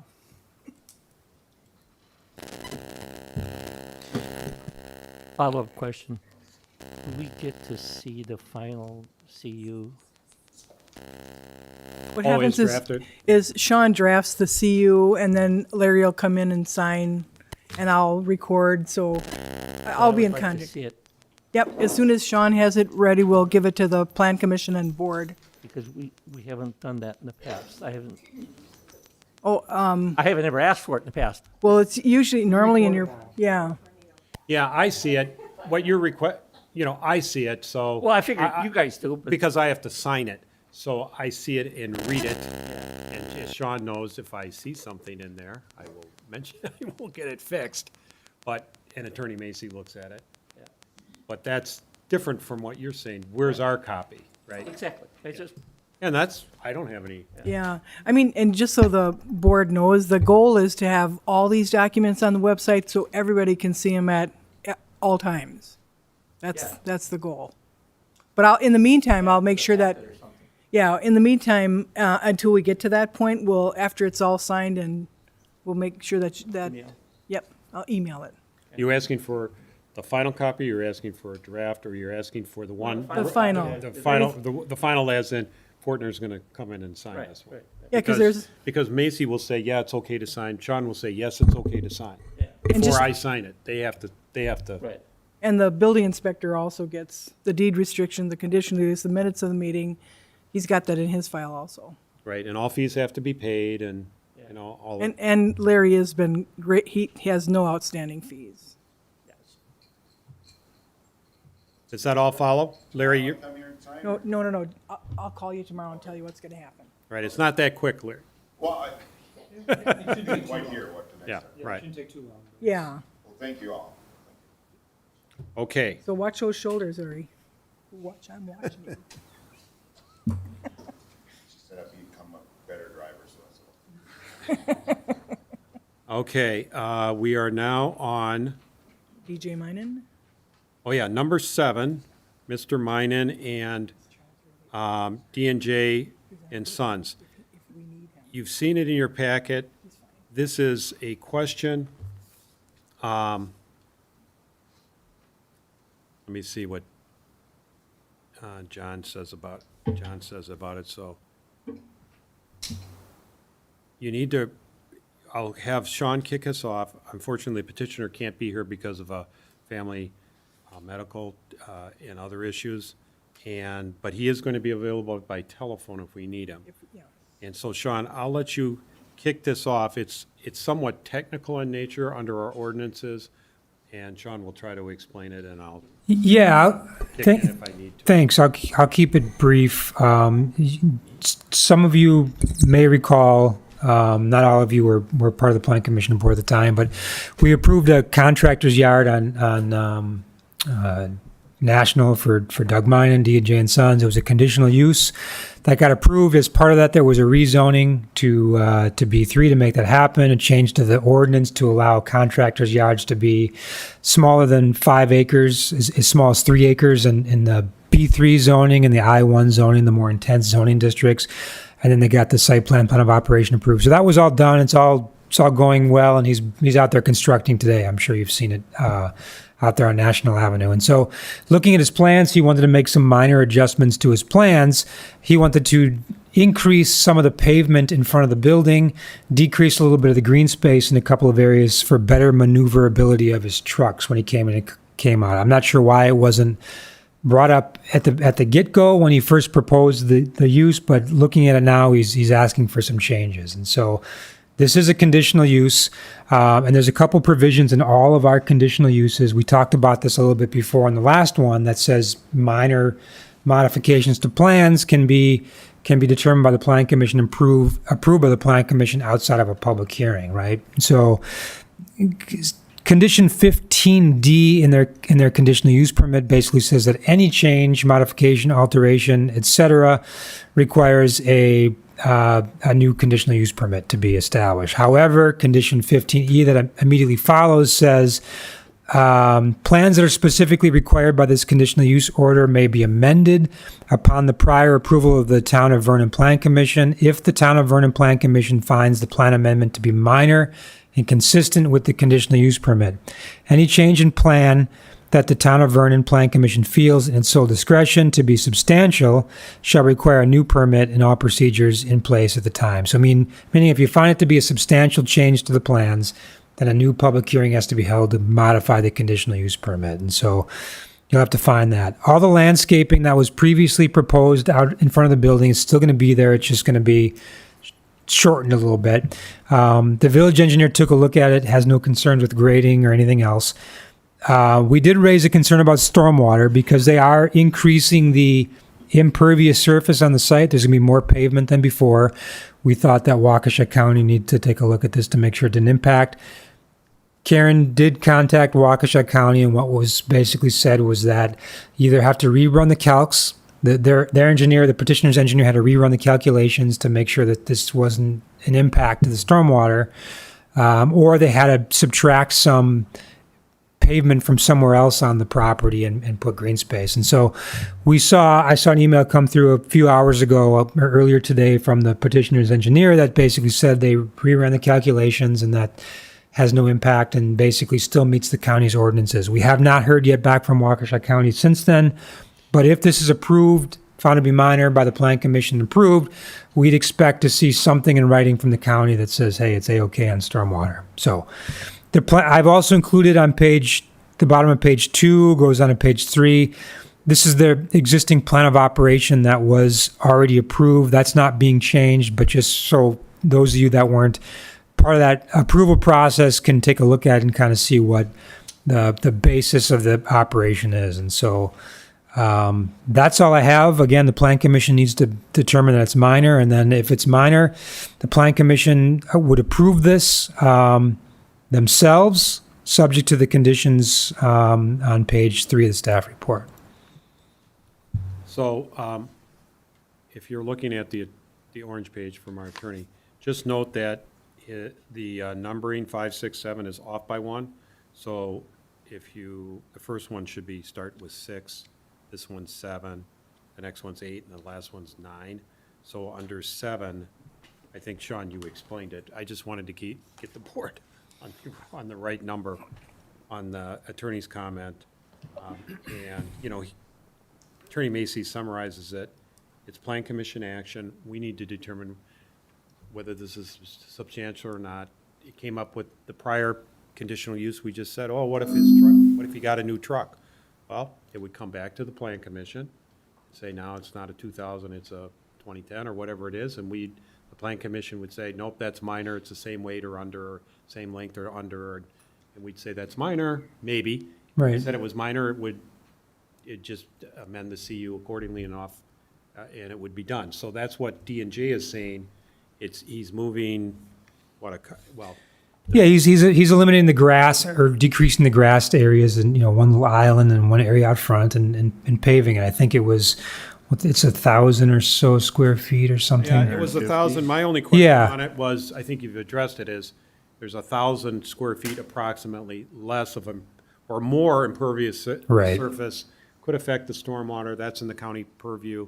Kind of waiting on, I didn't see the last email. No. It wasn't sent to me, but Yeah, and so we if you had a mind, you thought this was minor, you could approve it and the conditions in there. It's condition number 4 that requires the county to sign off on the stormwater. So,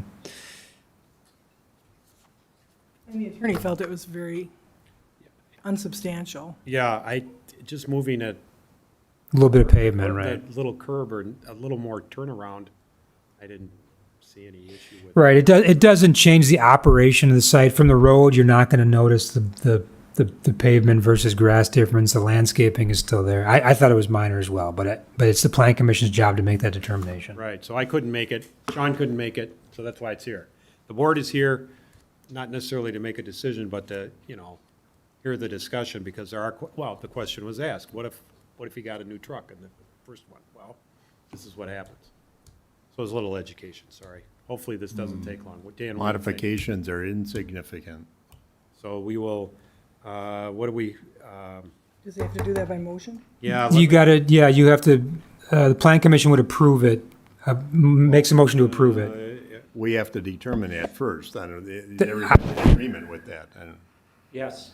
Yeah, I see what you're Right, saying. I would agree with that. It's minor, so we're looking for a motion to approve the site plan amendment request, right? Subject to your conditions. Yeah, I don't know if the determination of the minor modification has to be done by motion. There's nothing in the ordinance it's not a specific. And I'll indicate it in the record, in the minutes, that by consensus, the Plan Commission felt it was insignificant, Yeah, the site plan as the modification. yeah, as modified was insignificant, I think. Non-substantial. Or non-substantial. That's what I thought I heard Insubstantial. Commissioner Nowak say. As long as the county comes back. As long as the county okays the And that's in stormwater. Sean's conditions. Right. And just so the board knows, when any developer comes with any change, I always send it to the county, and I copy Sean and Andy, just so, Well, this kind of change is not unique. I mean, this Right. kind of stuff happens on construction sites, so I don't have an issue with that, as long as it doesn't adversely affect the stormwater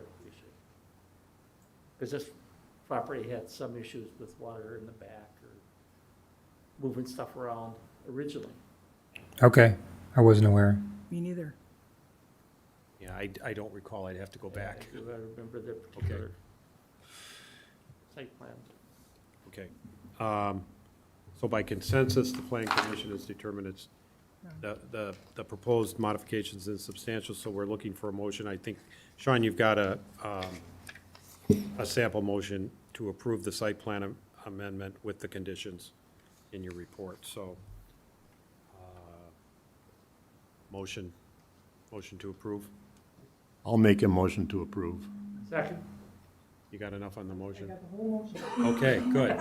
Any further discussion from Plan Commission? All in favor? Aye. Opposed? Motion carries unanimously. We do have on the agenda, Village Board Acknowledgement. I'm not sure, well, we talked about why we put that on there now. I don't know if we need any action taken other than an acknowledgement by the Village Board. Village Board, do you acknowledge? I do, Jim does. Trustee DeGrave shaking their head, acknowledged. Ladies? Okay, I got it. All acknowledged. All acknowledged. Okay, now we're on the 8. This is Mr. Bader here? Yes, he is. Thank you for being here. Mr. Bader, why don't you come up and state your name and address for the record. Sean will kick us off. It's 9 o'clock. Anybody need a break? We'll do Mr. Bader, and then we'll take a break if we need one. Okay. My name is William Bader. I live at South 85, West 27450 Hartwig Avenue. Sean, why don't we kick off the request and summarize, and we'll ask you, Mr. Bader, if Sean did justice to what you're trying to do, and then we'll go from there. So this is a conceptual request for a land division. There's a piece of property in the Hidden Lake subdivision. It's actually not part of the subdivision plat. It's an exempted piece of land that happened to be within the boundaries, but it was not part of the plat itself. It's at the north end of the North Lake in Hidden Lakes. And what the petitioner's asking to do is to divide the property where he would buy one half and his neighbor would buy the other half. They both live directly across the street, and they're looking to buy the property to use it passively for recreational purposes, for picnicking and potentially access the lake with a canoe, and then just to preserve the view from their properties across the road. It's 37,500 square feet. Again, it's not platted.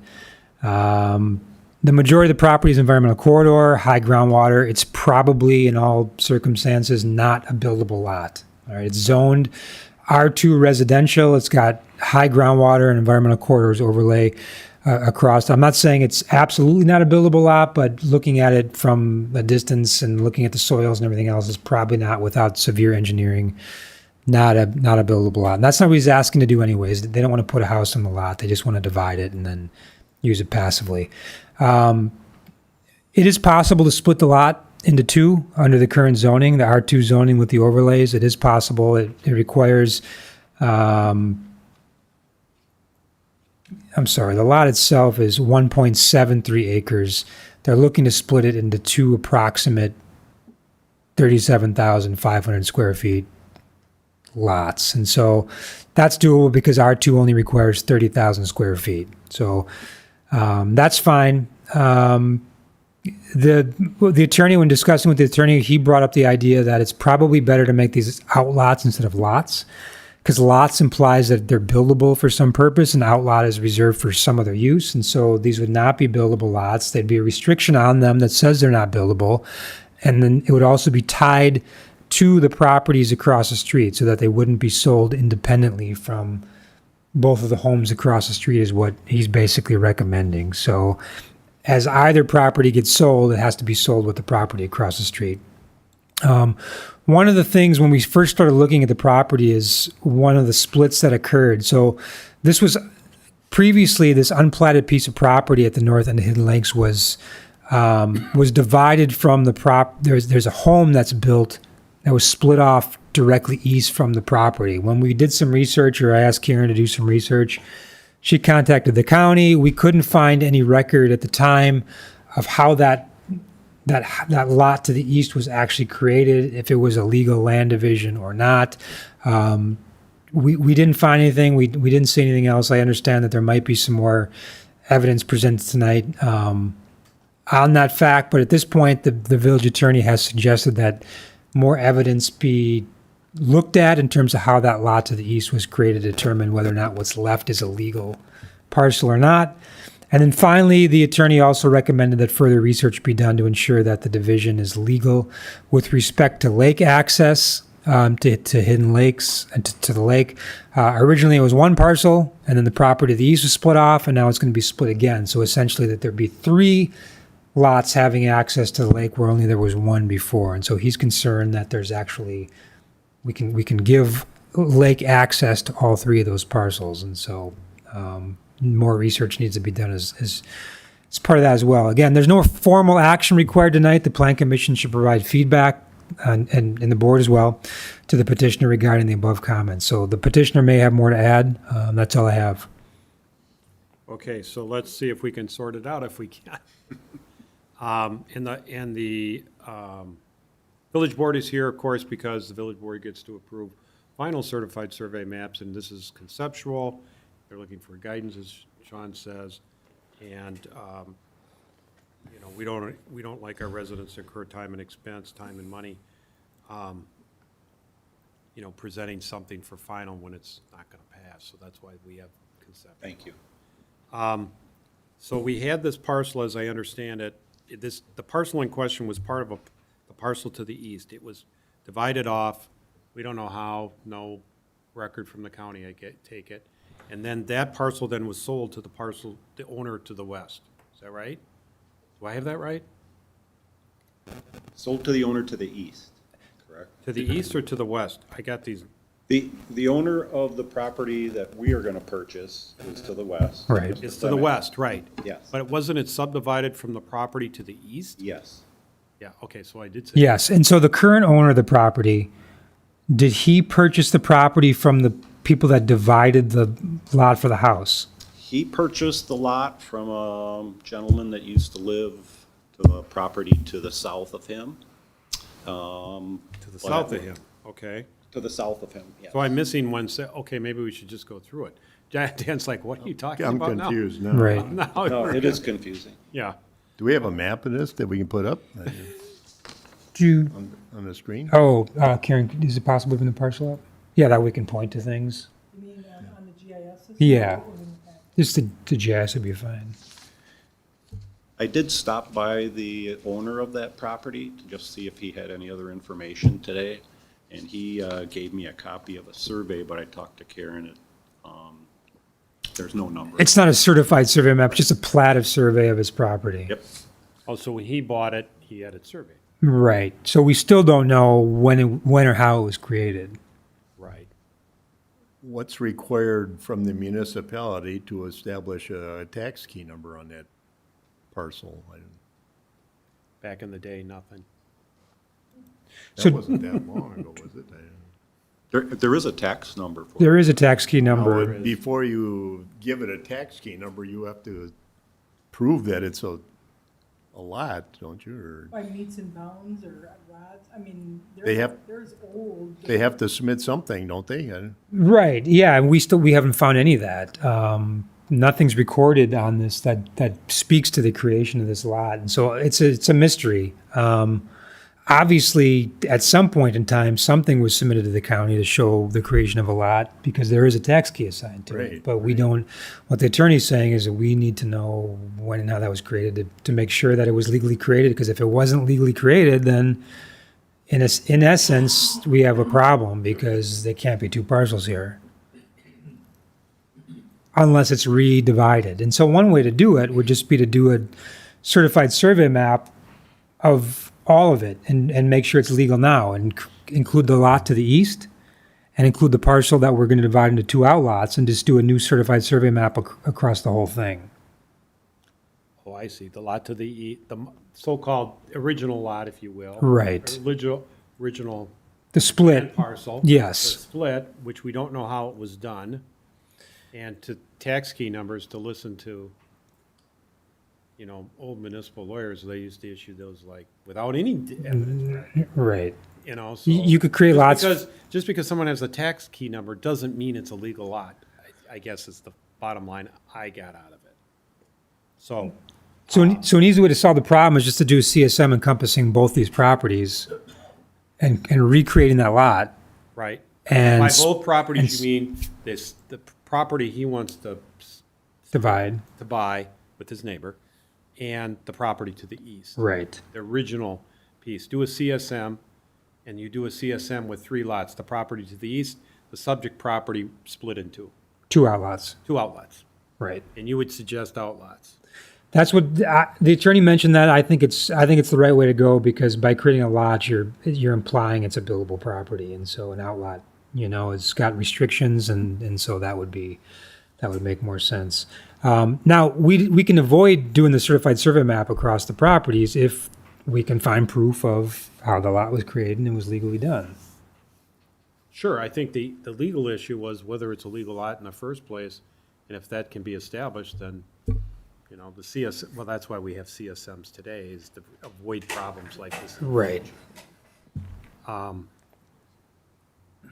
So what's I mean, I don't know what the next step is in trying to find how that lot was created. Karen, are you confident you've exhausted Going back all into the avenues? property records, they could find it. And it's Mr. Klimek is who owns this property now? Correct. Where does he live, He's Karen? here. This is the Klimek. Okay. That I corner. can't see that. To the west. He's to the west. To the west on the corner of Lakeview and Hardwick? And this is the empty parcel, Yep. and this is the bigger parcel. And you stated that he bought it from the property to the south of him? He bought it, this was part of, we are assuming it was part of the Klimek property. No. It was part of the Klimek property, but before Klimek's owned Right. it. Oh, okay. Klimek's father, Terry, wait, Yeah, before Terry even, Terry was the dad, what's his son, Sean? Okay. Sean. Yep. And I'm getting lost. This is you said this parcel was this vacant parcel? No, that's not true. The parcel, the vacant parcel and the property directly east were all one parcel at one time. They were an exception from the subdivision. They were shown within the subdivision plat as an exception. It was all one parcel at So once. they and weren't so- part of the subdivision. Right. The Hidden Lake subdivision. They were in the boundary, but they were an They exception. were not part of the subdivision, Correct. okay? And so that was all one piece. And so it was never part of the land to the west, to the Klimeks. Look at the different tax numbers. Right. There's a 131. Yeah, I mean, and you can see they're part of a parcel by the number. I And live so- on the one to the north, the larger one. And my neighbor lives in that 1 acre about, the 2 lots directly to the north of the vacant one. Yeah, 2 lots directly to the north of the parcel right off Hardwick. Correct. So I think the bottom line is someone has to dig up how that lot was created and that it was legal, or there has to be a certified survey map of both properties done. And so if you and your neighbor want to purchase this property and divide it, I'm not, obviously your neighbor to the east isn't going to want to necessarily foot the bill Correct. for the certified survey map. So you'd have to get their permission. They'd have to be part of the certified survey. They'd have to sign the certified survey map that shows Or their to the east would your. would be lot 1, and you guys would be out lots 1 and 2. And us to buy these vacant lots, to make them recreational lots, we would pay for the survey for the whole thing. Unless you can prove how that lot was created legally. That's the issue I think we face. If it's not recorded, he may not have a legal lot either. That's right. He may not, well, he's got a legal lot insofar as that he no, he doesn't, because it's in a different ownership now. Right. Right. So he might have issues. You might convince him that he may have problems How in the did that get future. through the title when he bought it? I don't know, and that's a good question. And that's why I asked Karen, if are we sure we exhausted all possibilities of whether or not there's a legal lot created? I don't know what So this parcel isn't owned by Terry Clement anymore? it is now. Oh, wait, Which one are you showing? this one here. It is, but Yeah. the question was whether or not it was part of the parcel to the west at any one point. It was not part of the parcel to the west. No, the west. And Sean, was I never part of put that. the drawing on your desk there that you sent me originally. Oh, yeah. Yeah, so that was the original parcel. The vacant parcel in the land to the east. Yeah. Yeah, Oh, that's west. Okay, and then they created they created the vacant parcel, and they sold it to whom? The current owner or a different owner? Sold it to the, I believe, the prior owner to the lot to the south of the one that's highlighted now. Okay, I don't know what So this is One- the mother parcel right here. Yep. This whole thing, and It's- then this was sold to this parcel? No. Go to the right, the blue parcel, To down. go down from there. That Yes, one. That was the original owner.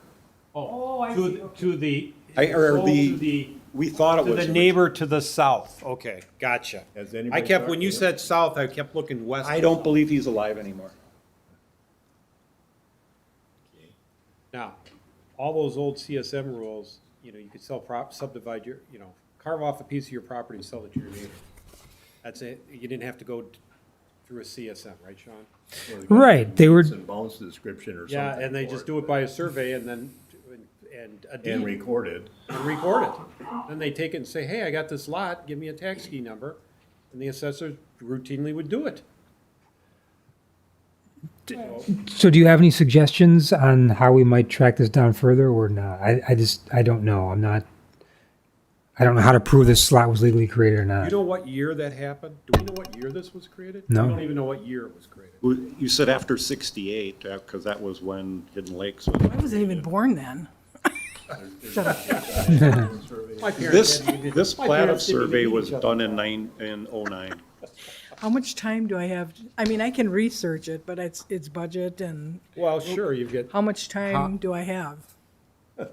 and is I there, can do is the there a research. title search around, like that person you're trying to buy this from?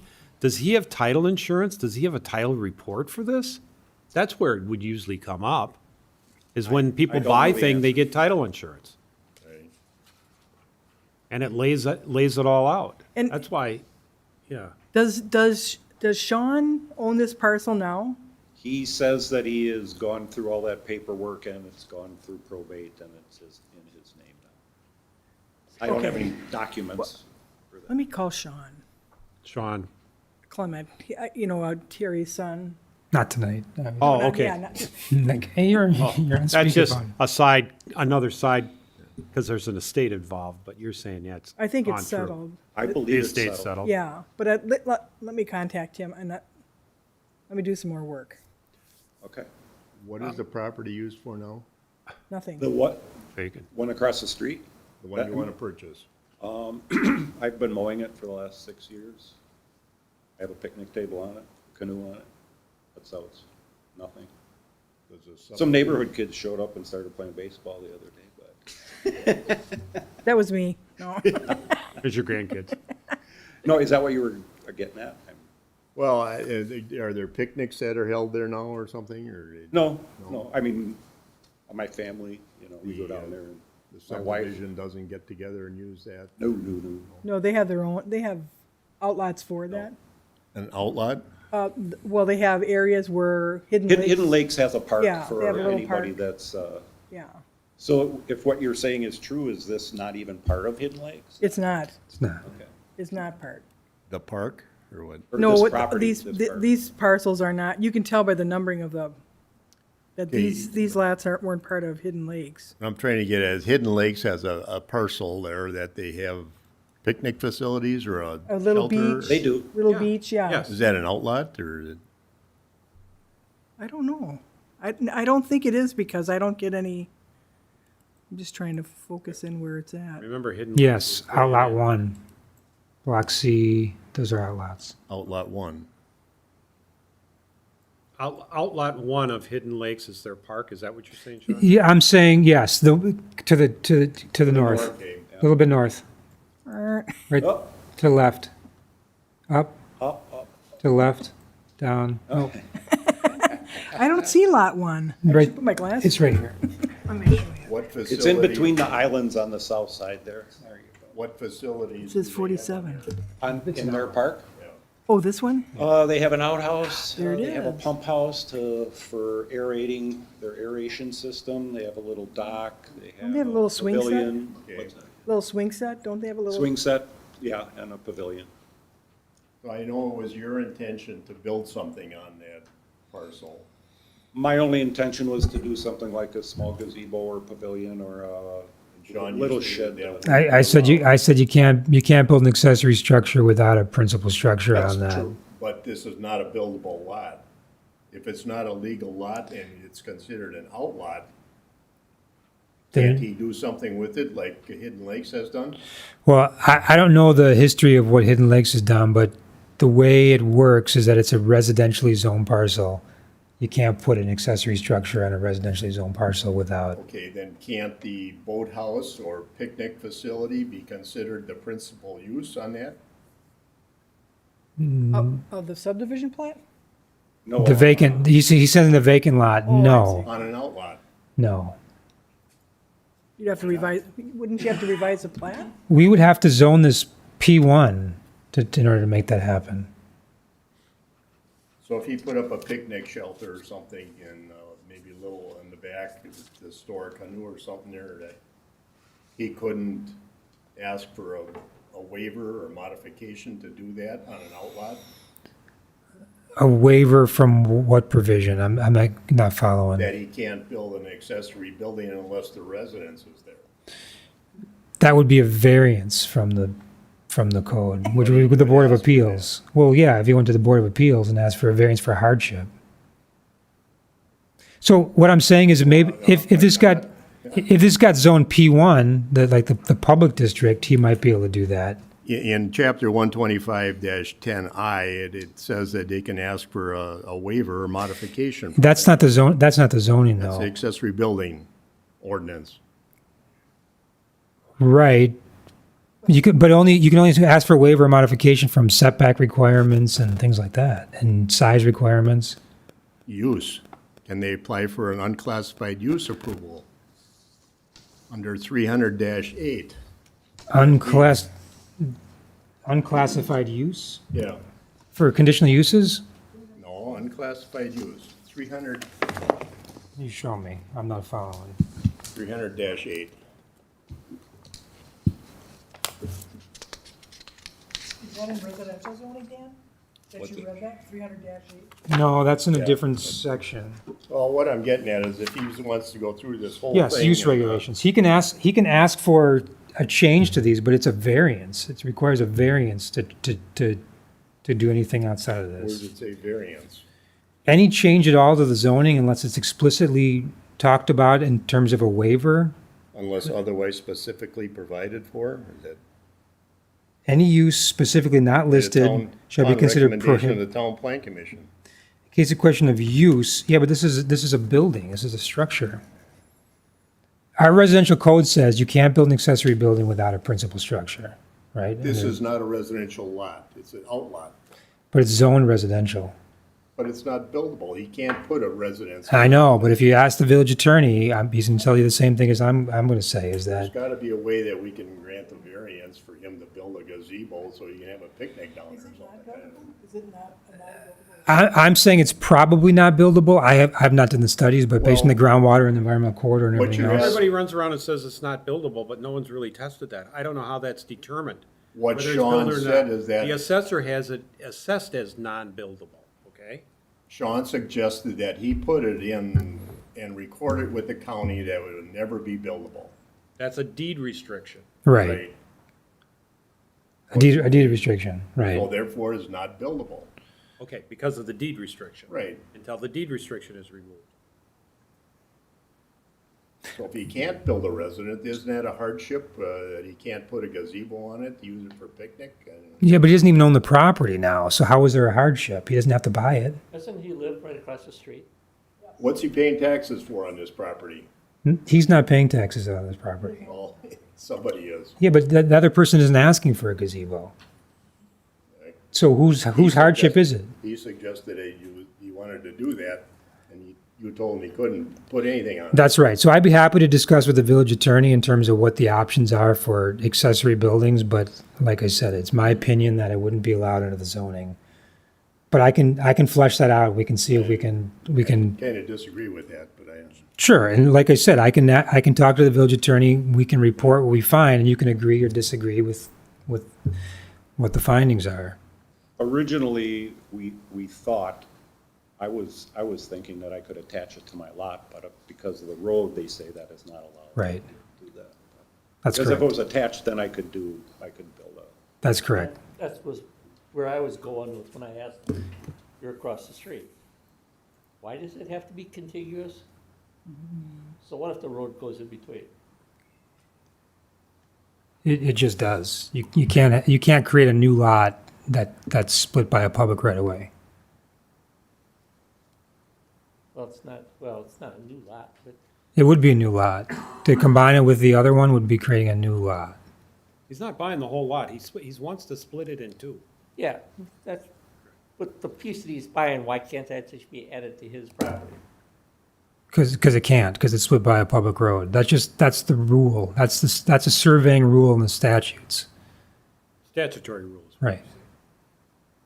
So that's why it has to be separate, but it could be a separate outlot to his property. Now, you'll notice in the past, there's been roadways that have come through that have been created and right-of-ways cut through, and then there's one lot on both Yeah, sides. that's what I had in mind. Yeah, that's because it's just a remnant of a public road the project Bartholomew coming property? through. Right.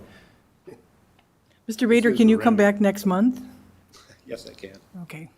Let me ask you this. Why Sean don't- Klimek initially, I should share with you, Sean, initially, because he didn't want a house built on there. When Craig and I said we would like to buy it, he initially came up with a conservation agreement that really would, obviously, that wouldn't, your rules supersede that, but they were just calling it would be for the general beauty of the neighborhood, whatever, if you left it basically the same. But that you could build, in their words, you could build some type of small structure on there. Right, that would be a conservation easement. Correct. So I will investigate the accessory structure issue a little further based on what Commissioner Nowak is suggested.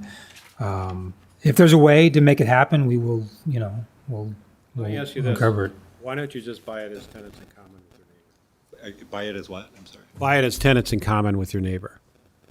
I don't understand what tenants in common would be. It means you own the property together. As tenants in common. Oh, and we could do that, we get along very fine, but relationships don't always stay nice, but. Oh, come on. Well, you'd have to have some kind of an agreement with your neighbor. And That's all. then if we did that, then we would not have to do the certified survey, or we still would have to. No, not necessarily. I mean, we wouldn't open a can of worms. It would just be what it is. Civil You wouldn't even have to come to us. Right. Right. So we would just share the lot, basic. Both our names would be on the title, we just share the lot. That's what tenants in common is. Both your names on the lots is tenants in common, 50/50. Right. And so Or you wouldn't, whatever percentage, it doesn't have to be 50. you wouldn't need any approvals from us at all just to buy the lot as it exists today. Whether it's legal or not, we don't know, but Right, you could still buy it. Okay. Right, you buy what Buyer beware. what yeah. you buy, Would whatever Right. that is. Would that confuse the sale of their properties in the future? Or that- Well, let's put it this way. If I wanted to buy that property, I could just show up and buy the whole thing, couldn't I? If Sean would sell it to you, certainly. Yeah, if Sean would sell it to me. Or I'd outbid you. Great. And all you're doing is saying, I've got two owners, Mr. A and Mr. B as tenants in common, pooling our money. Jim and I could come in like that, right? We could buy it as tenants in common. Would that sale or anything have to come to the plan commission, Sean? No. No. But what we're saying is you can't use it for anything besides cutting grass. Right. If you came for a Danny, building, I mean, you say that, Dan, but that's premised on what? That it's non-buildable. If Jim and I go in there and buy it together, why can't we build a house there? Sean's going to say, well, high groundwater, this and that. Well, what if we have an engineered solution? yeah, if you could prove it. There are Yeah, we can two other prove, lots that we could were prove that we non-buildable. can build something there, maybe with no basement, maybe with whatever. With a mound system that we could, We did approve two lots in this subdivision that were non-buildable and with a basement statement. Those were Well- for sale for like 25 years. They weren't the plat itself Maniacs. there was notes in the plat itself that said that these are buildable only if it can be proven through structural engineering, yada, yada, yada. Right, okay. As part of the plat. And so they proved that they were buildable, and then so we issued permits for them, and so that was fine. This one's just a piece of parcel that just exists out there outside of a subdivision. We have no idea whether it's buildable or not. Right. Like I said, the high groundwater looks like it's not, plus, to the east side of that parcel, there's a lot of, it's wet. It's very wet. Yeah. West side doesn't look that bad, though. Right. Well, there's got to be room for the house and the septic, right? Yeah, so I don't know if it's buildable or not. I have no idea. But they don't want to build a house anyways. What they Right, like so to it do is doesn't matter. what they like to do is put a pavilion or something up in that respect, and which doesn't matter. without a The groundwater doesn't matter one bit about that. Well, So- I'm glad you're planning ahead. I mean, whatever you do now is going to, may determine whether and what kind of structure you can put on it later. I mean, obviously, you can't put any structure on there now because you don't own it, Correct. so. But it's whatever you do own, you'd like to put some kind of pavilion or. So I will investigate a little further about an accessory building, a pavilion or something along those lines. And I'll see what I can find it. You see what fine about the parcel Yeah. creation, about legality, see if you can dig a little bit further on that. The other issue, though, is the water rights issue that the attorney brought up. Any Well, Sean, suggestions? on your investigation, are we gonna, Dan was asking a bunch of questions, and I was, quite frankly, I couldn't follow what he was saying as far as the outlot and buildable. Right, condo. and that's what I'm gonna, That's what you're gonna look I'm gonna at. dig into some of the sections that he mentioned and see if there's any way around. Okay. Then the other legal issue is the attorney raised is water The rights. fact that there was one parcel on the water and now there's gonna be three, and whether or not that's legal based on the water rights. And so this is not my area of expertise. I will tell you that right now. I don't deal with a lot of lake communities and lake development. I have not. And so It's out of my forte. Why wouldn't they have water rights? I don't know. It's Well, some, the attorney, as he tried to explain it to me, and this is, was a new issue for me, quite frankly. So let's take an extreme situation. This lot is for sale. Neighbors across the street said, well, we'll buy it if we can divide it into two. Jim and I say, well, we really like that lake. Plus, we've got about 30 friends that like that lake. Jim and I will buy it with our 30 friends as tenants in common. So now we have 32 owners, and all 32 owners get rights to the water at that point. I think the courts may say no.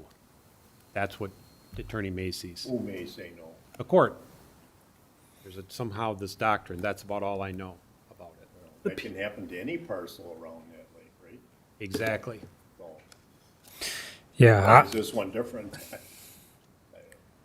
Why is this one different?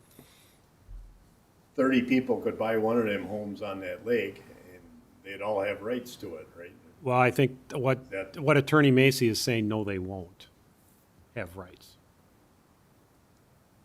Will not have rights. So I'm not sure, when he says water rights, I don't know what the law is. I have no idea. right. So what direction would you give in terms of the next step on this? Because is it Attorney Macy's responsibility? Is it petitioner's responsibility? I would say it's not Attorney Macy's responsibility. That's our lawyer. It's petitioners who want it. Obviously, if you were just going to buy it yourself, I don't know that you'd even be here today. Right? It's only because you're buying it with your neighbor. Only because they're Splitting it, that's right. Only because they're splitting it. That's right. And you could buy it with your neighbor as tenants in common, I suppose, and not be here either. We'd never know. Yeah, we'd never know, right. The plan commission. No, you just have your tax bill would come to you and your neighbor as tenants in common, but that's it. The only reason why we would know, there'd be a property transfer in Vernon. So what? There's property transfers in Vernon all the time. So, yeah, I don't think it's our responsibility. It'd be your responsibility. The question would be, if we buy this as tenants in common or split it by certified survey map or otherwise create two outlots, is there any issues with respect to lake access? Because both you and your neighbors are doing it for lake access. Yeah, you want to build a gazebo, but you really want lake access, right? Who grants lake access? I don't. 90%, well, that is the crappiest lot on the entire lake. The water is maybe 3 feet deep, 50 feet out, and it's a bed of weeds right now, but call that water access if you want, but Right. it's compromised.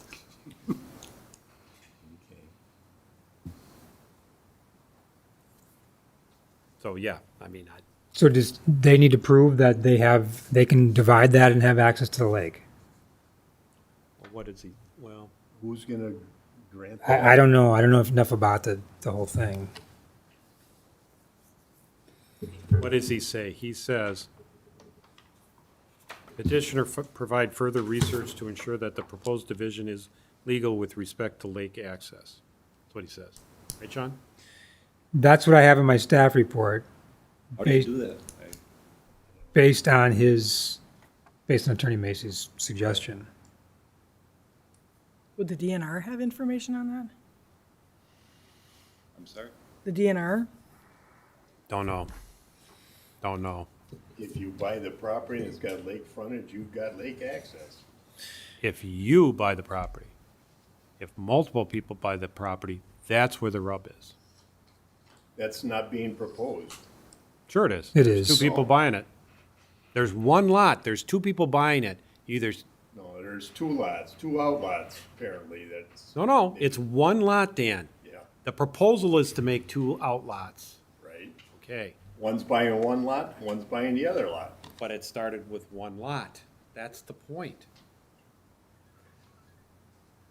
But almost all of that property around that lake was one lot at one time. Right, Right. right. Right. I don't think he's saying it's illegal. He was just wondering if it's legal. That's two different questions.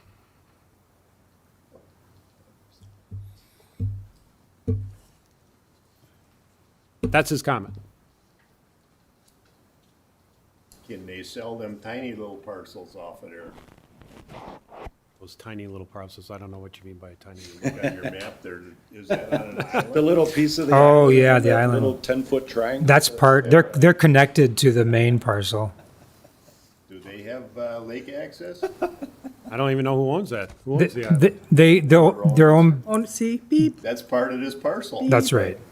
beep, they go to, Yeah, they own, The surveyor The island suggested, is part of the parcel that you're trying to buy. Right, true, Right. right? Okay. Who I didn't owns know this that. one? I There didn't he goes. realize that. just that little corner. I mean, it's not, you can't do anything. yeah, here's his little corner. That's where the pyramid Oh, I starts. see. There's the little, that's where the pyramiding begins. I can see the cattails. Two Okay. little triangles there. Well, Yeah, that Terry other owns one one. is really totally within that other property that was divided off that we don't have proof on. mm-hmm. Oh, yeah. Because when I looked on the map, since 1941, before Hidden Lakes was ever made, that waterway moved like 4 times back and forth. I don't know why, but Water does what it wants to do. It's man-made. It's all. Yeah, art. it's There's all bricks engineered. on the side of the creek and everything. It's all engineered in there anyway. Probably FEMA mapping. Sorry.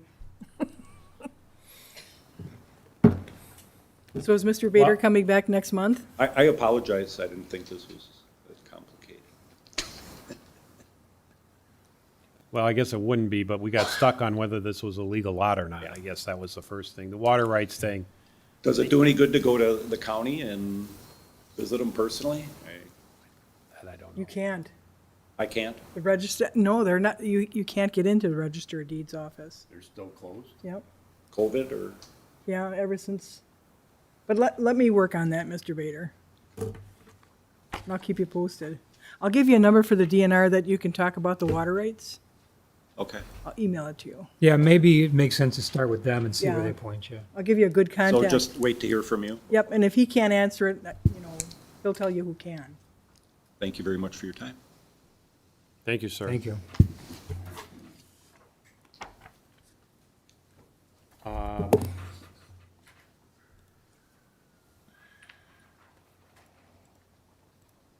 Mr. and Mrs. Schutte, do we need a break or should we continue?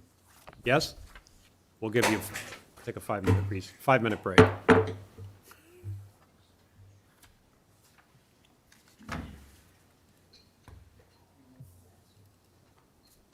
Gentlemen, You no. know, the address is wrong on Shooties, on the Doesn't matter. It's just concept anyway. Yeah. Yep.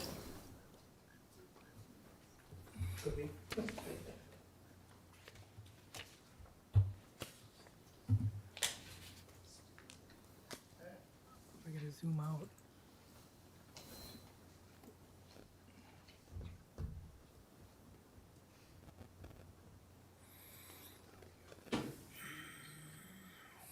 Yep.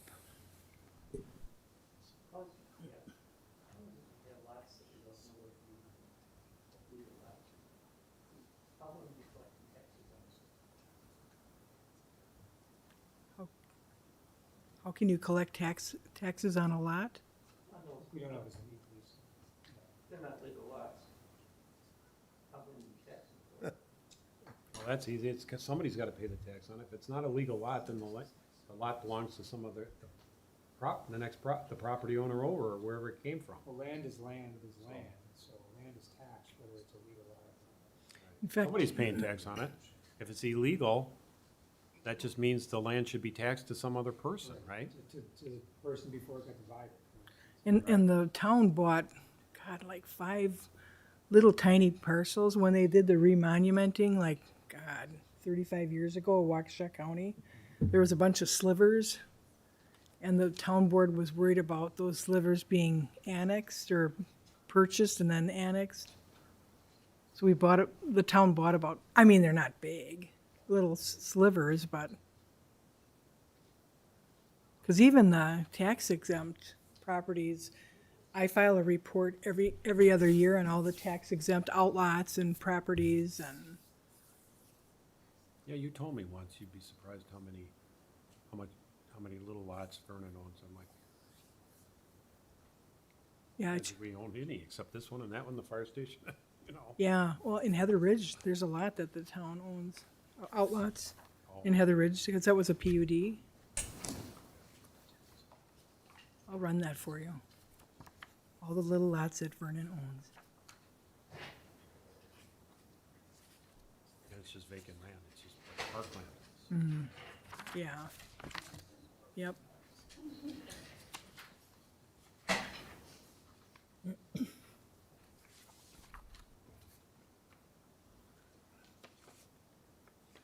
Ready? 5 minutes? Yep. Mr. and Mrs. Shooty. Please come up, state your name and address for the record.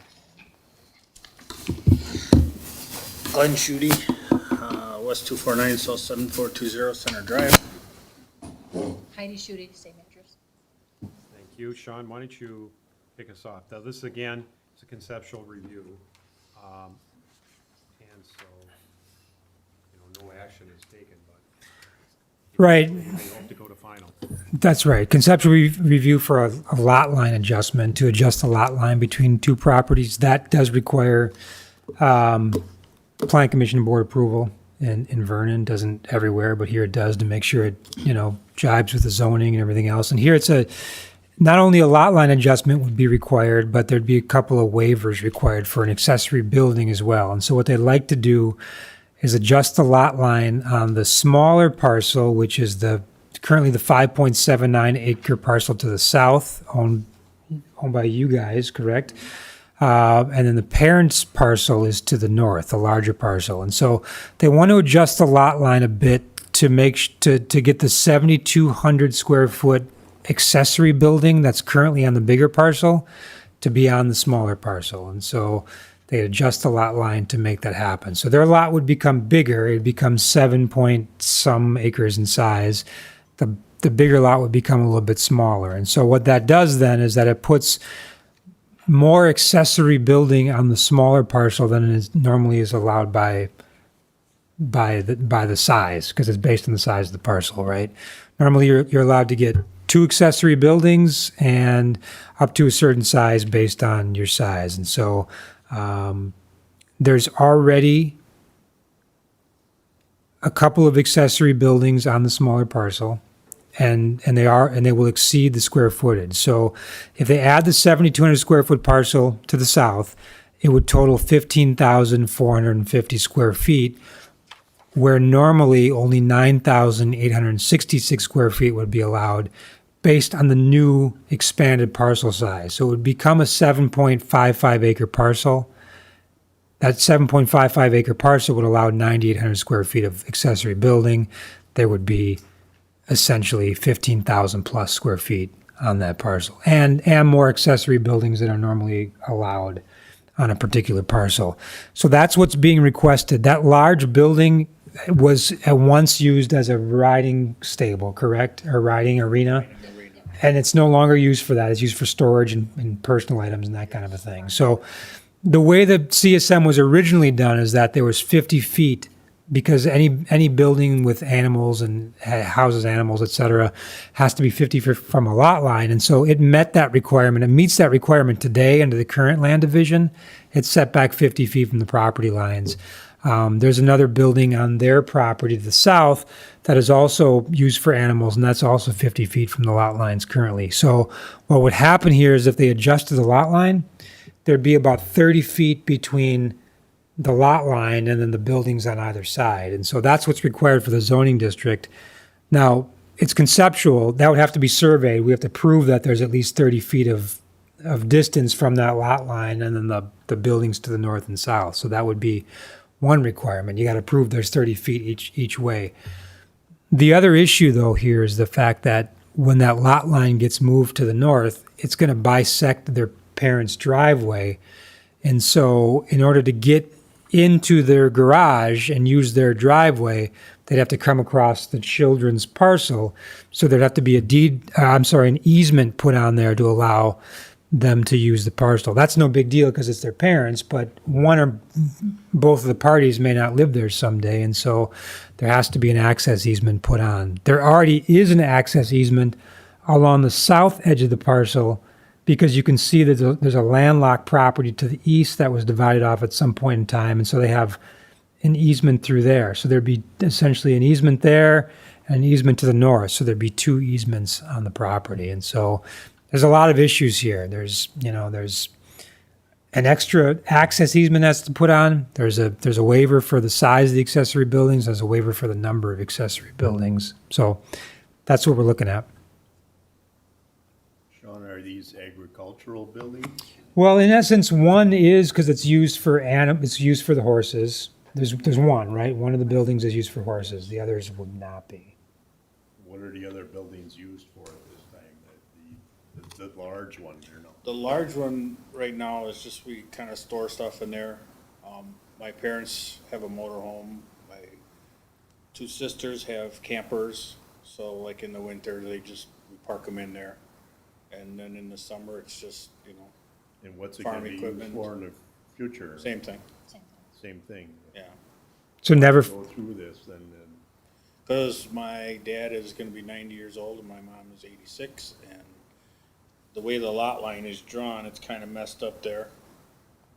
So we're trying to, make a nicer lot, and we're trying to get the building. We couldn't afford to buy the building when we got married, so that's why it was divided that way, and they built the house, and they kept that one building.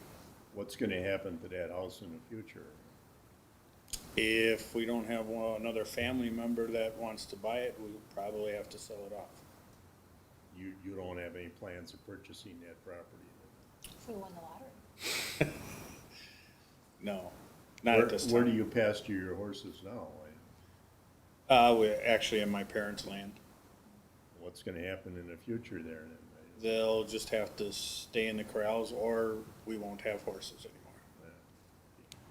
So was this building, the 7,200 square foot building, designed as a riding arena? Is it? Yes. So once you move the lot line, it can never be used for that again. Mm-hmm.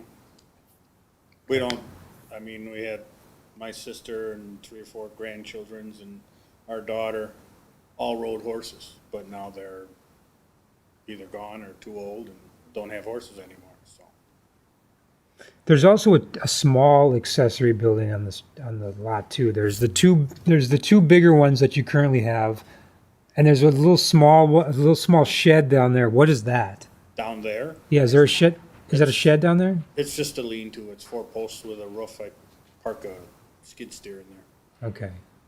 Under the definition of our code, that is a building, because it's a roof structure, basically, so Well, it's not, well, I didn't think it was because it's not permanent.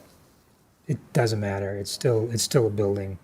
And so there's three there now, and the one with the horses could be considered an agricultural building, I think. And if they store farm equipment in one of the other ones, is that an agricultural building? Is that- Maybe, do you store, Well, we have a couple tractors. okay, Store in there. yeah, I guess you could, yeah, you could consider it an agricultural building, I think. Your parents do not have a garage on their No, they do not. property.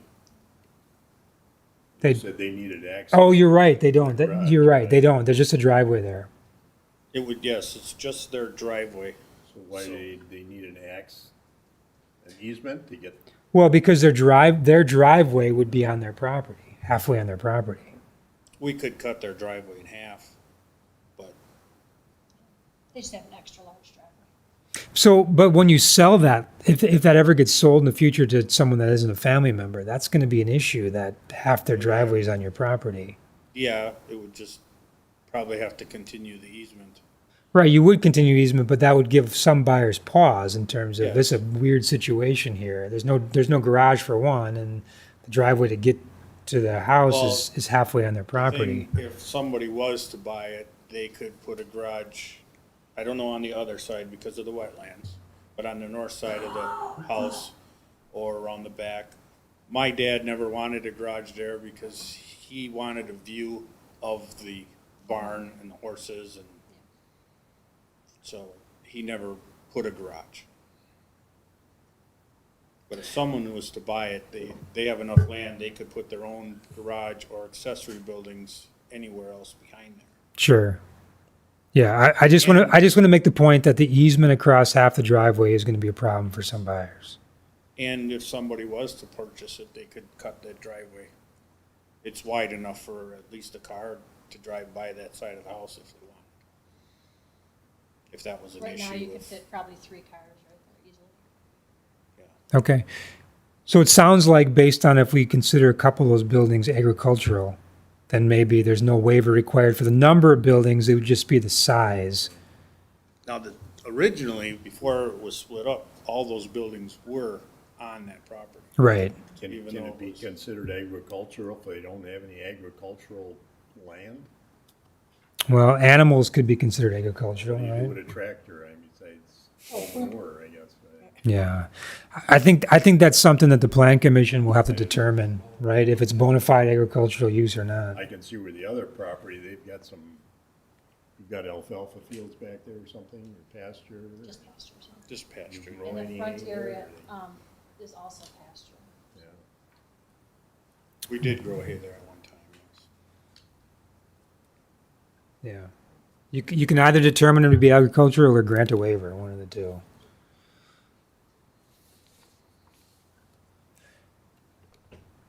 Anybody else? Well, yeah, I have concerns about driveway easements generally, and it affects the sale of your property. You said your parents are gonna be 90, so eventually, if no family member buys it, you're gonna have a sale, and buyers are gonna balk. It's gonna affect the market really of your property. Maybe they can get around it without it, I don't know. I mean, it is wide. I mean, I'm looking at Google Maps, and when the satellite came over, there's 3 trucks parked side by side next to the house there, so So they could chop it off if they needed to. I suppose. But we are also creating a situation where they need waivers too, and I'd never, like to do that either. All of these are legal in the first place, right, Chuck? I mean, they're all legally built and, Well, do we know that? I don't. Well, yes, I believe the current setbacks and offsets and size of all the buildings meets the requirements of the ordinance Do they all now. have permits? I didn't permit them, but it may have been before my time. I didn't dig into the permits. Yeah, they were all permitted. My dad he built the large building and he built the one, we added on to one of the accessory buildings, the one to the southeast. I guess my question is, there wasn't waivers necessary to get these buildings built. now we're creating lots where there's waivers necessary. Is that a true statement, or am I not understanding? Yes, there's actually one other waiver that I didn't think about before until I just looked at the map again. We don't allow accessory buildings in the front yard, right? Closer to the street than the house. And right now, on the lot it's no closer to the street than the house, your parents' house. But if it's on your lot, technically it's going to be closer to the street than your house because it's on your lot. So there's another waiver. Which it was when it was built. Originally, that, when it was all one parcel, that building was closer to the road. Right, but again, that was grandfathered in at the time, and now this is what our ordinance says, and if we add that to your lot, we're technically going against the ordinance again, and so you just need another waiver for it, is what it would be. Why do you personally need that building on your property, I guess is the question. Right now, if you walk between that building and our driveway, you have about this much room in the front. Between which driveway? Between our lot line, I guess you would say. I call it a driveway, lot line. Right in front of there's not a whole lot of room. with Basically- trees and all that. And if we can move it out in the back, then at least we can have some more grass and have the building and store the farm equipment in there. The way the lot line is right now, if the property was to be sold as it is, it's basically going through what we call our parking lot and our kind of front yard because of the way the buildings and the driveway have been set up, since the early 70s. And the line to the left, or right of the arena, we call it, runs right through the center of our corral for our horses. So that would, at But least. you want this building for personal storage, Yeah. farm equipment, For the farm equipment, yeah. but you don't have a farm Well, the horses, you gotta spread their manure somehow. on your dad's Well, property. Yes. No, well, yeah.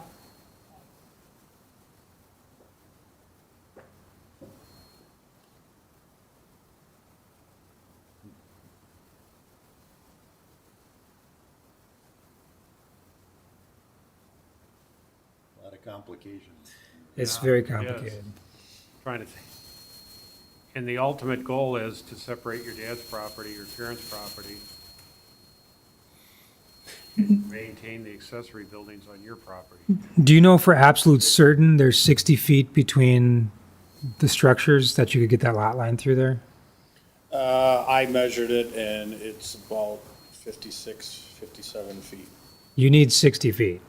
Okay. Period, end of story. Because that would require a variance from the ordinance, Board of Appeals, all these other things. And so that lot line's got to be 30 feet off the house, whatever the closest portion of that house is, the porch, whatever it is. If that is the deciding factor, I don't have a problem taking off a section of that accessory building to meet the 60 feet. Okay.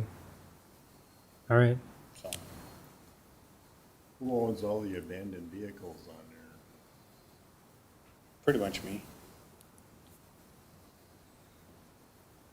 Maybe you could I- put them inside. Actually, there's probably only 2 that don't run. How many are there? Look like there's about 20 of them there. There's a couple trailers there.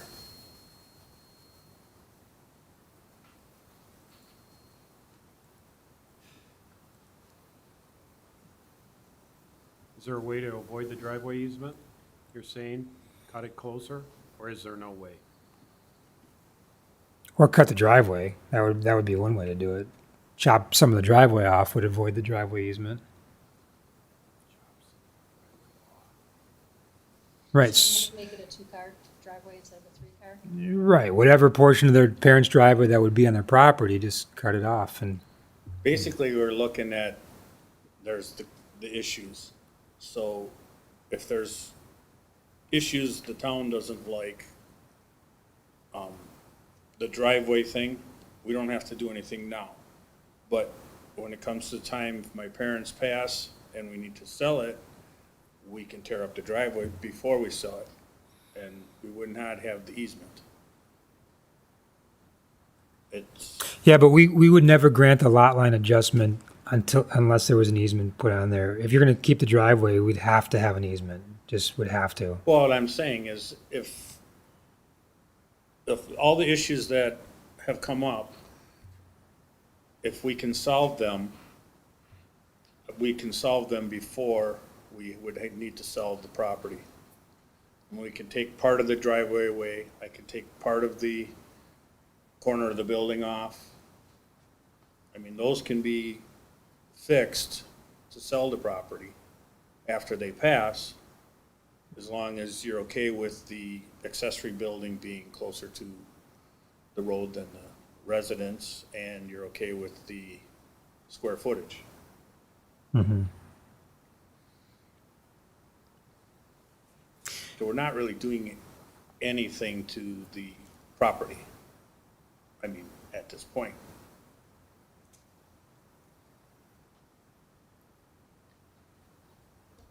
How many square foot would they be over on accessory buildings? Like 5,000 plus. 5,000?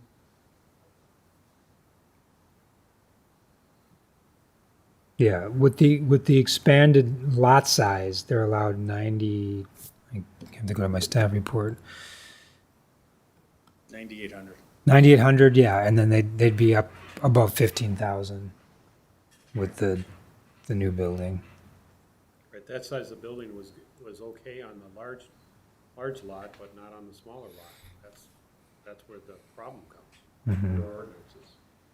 But you're right, you're not changing your property, it's No. not like you're building a new. I'm not, yeah, we're not. It all building looks the same from the road. I mean, you never It's know. all- You're just reconfiguring the lot, Yes. is what you're doing.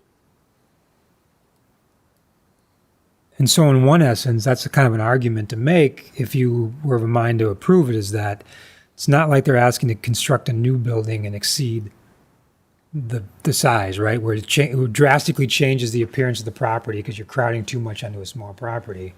This stuff all exists. It's going to look exactly the same no matter which lot it's on. Yes. So it's, that's one way to look at it. Yeah, that's a way to look at it, but you're also, obviously, you're creating the need for a bunch of variances too. That's Bunch of waivers. bunch of waivers, several waivers, how's that? Sounds like they could maybe fix the driveway easement, although, yeah, we would never, I agree, Sean, how could we approve it based on a promise to tear out the driveway and make it so you don't. Right. We would have to. Someone's death.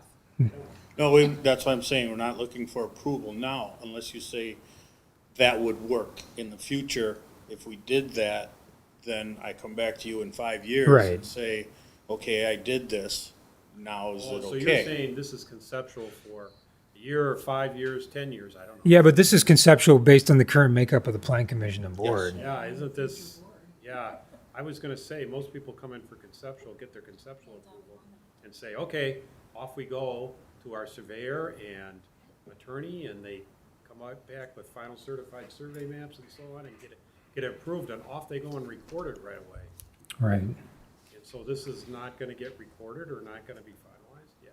Confusing me It too. can be, I mean, I guess what we just want to know, what do you want us to do? well, that's what I'm saying, is what do we need to do to meet the requirements for this to get approved? Do we need to add more land? Do we need to take a building off? Do we need to take a driveway off? What if you move the lot line so that it missed their driveway altogether, like the skirted the south side of the driveway, and took a little more of that accessory building off, chopped a little bit more of that 7,200 building off to make sure you had the 30 feet. There's no easement required for the driveway. You didn't have to chop any driveway off, and so that would solve that issue. We still have waivers, obviously, but we wouldn't have to deal with that access easement. So if you did that, Sean, what waivers would they be left for? What They waivers- they would be left with the waiver for too much size, too much accessory building size, the location of the accessory building in the front yard, and possibly the quantity of buildings unless you determine that so many of them were used for agricultural purposes, because those are exempt. Agricultural buildings are exempt from. What happens under our ordinances, the ag buildings are exempt and then they're no longer used for ag? They're grandfathered. They're grandfathered in then, yeah. Right. No, they're just grandfathered. So if you determine at least a couple of these are for ag uses, then you could omit the waiver for the quantity, but that's a kind of a stretch because there isn't any ag on the property. We got a zone for mini farm. Most of the farm is on the large parcel. I don't know what's gonna happen to that in the future. It won't have any ag buildings either. Exactly, right. But if you're already granting waivers for one in the front yard, number of square footage, I mean, why not just throw in one more for the number, right? Is there any practical way of developing that large parcel? Well, there's floodplain across in the front of the parcel. No, you can't see it on there. That's wet. There's wetland. That's wetland and that's environmental corridor. There's also some floodplain up in front here. But you can't get a road going back here with a cul-de-sac or something. The house was built when they had the permit. The house was built with a setback enough to get a road through there. Because the planning commission or whatever it was back then, 25 years ago, planned that someday people could build Yeah, houses back. it might be possible to get a road back through there to do something to the back of the property, sure. So what about there's also an access to that 7,200 square foot building that comes from your parents' driveway, right? There's an extended gravel road that comes down, or dirt road that comes down From the building? No. From your parents' driveway. Karen, can you bring On up the west side of the building. Can you zoom in on the parcel? Well, that's just because we drive through there all the time. When we go from our house to their house, we take a shortcut through there. So there's a dirt road through there. And so obviously when this is sold off in the future, your parents' parcel is sold off, you wouldn't obviously be able to use that No. anymore.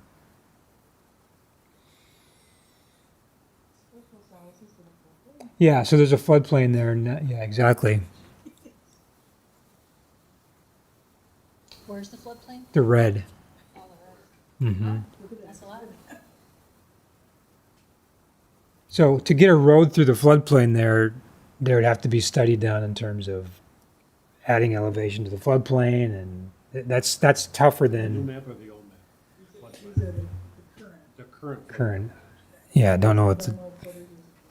So basically, the floodplain is not buildable, correct? Not buildable, and also you can't raise the elevation of the floodplain. So if you put a road through there, there's could be some detailed studies that have to happen as part of that. So putting a road to get to houses and back is not a simple matter.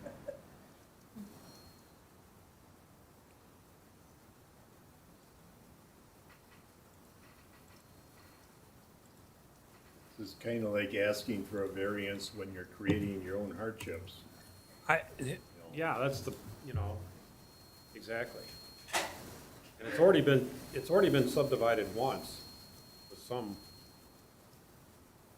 plan in mind, maybe, I don't know. Right? This used to all be one parcel, right? Correct. When my parents bought it, the 5-acre parcel to the southeast was sold off, and then there's a 2 or 3 acre parcel to the northwest. Way up in the northwest corner. Okay, yep, Yeah, we have, and that was sold off. both of those are sold off. Well, the But it parcel was to the original. southeast is the one where you have this, so it's like a flag lot, long driveway easement. It's just landlocked. It's landlocked with an easement across it. Yeah. Easement going back there. So that would never be approved today, but Yeah, we don't approve driveway easements. no, you have to have frontage on a public road. Right.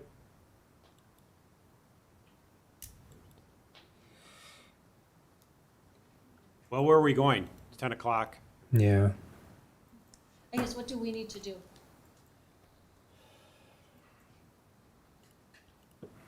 How much land do you need to approve that, or building taken off?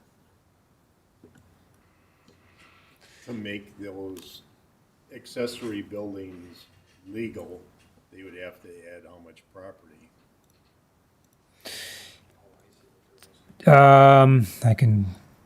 So we don't need waivers for size. You'd still, well, one's in front of the house, I guess, right?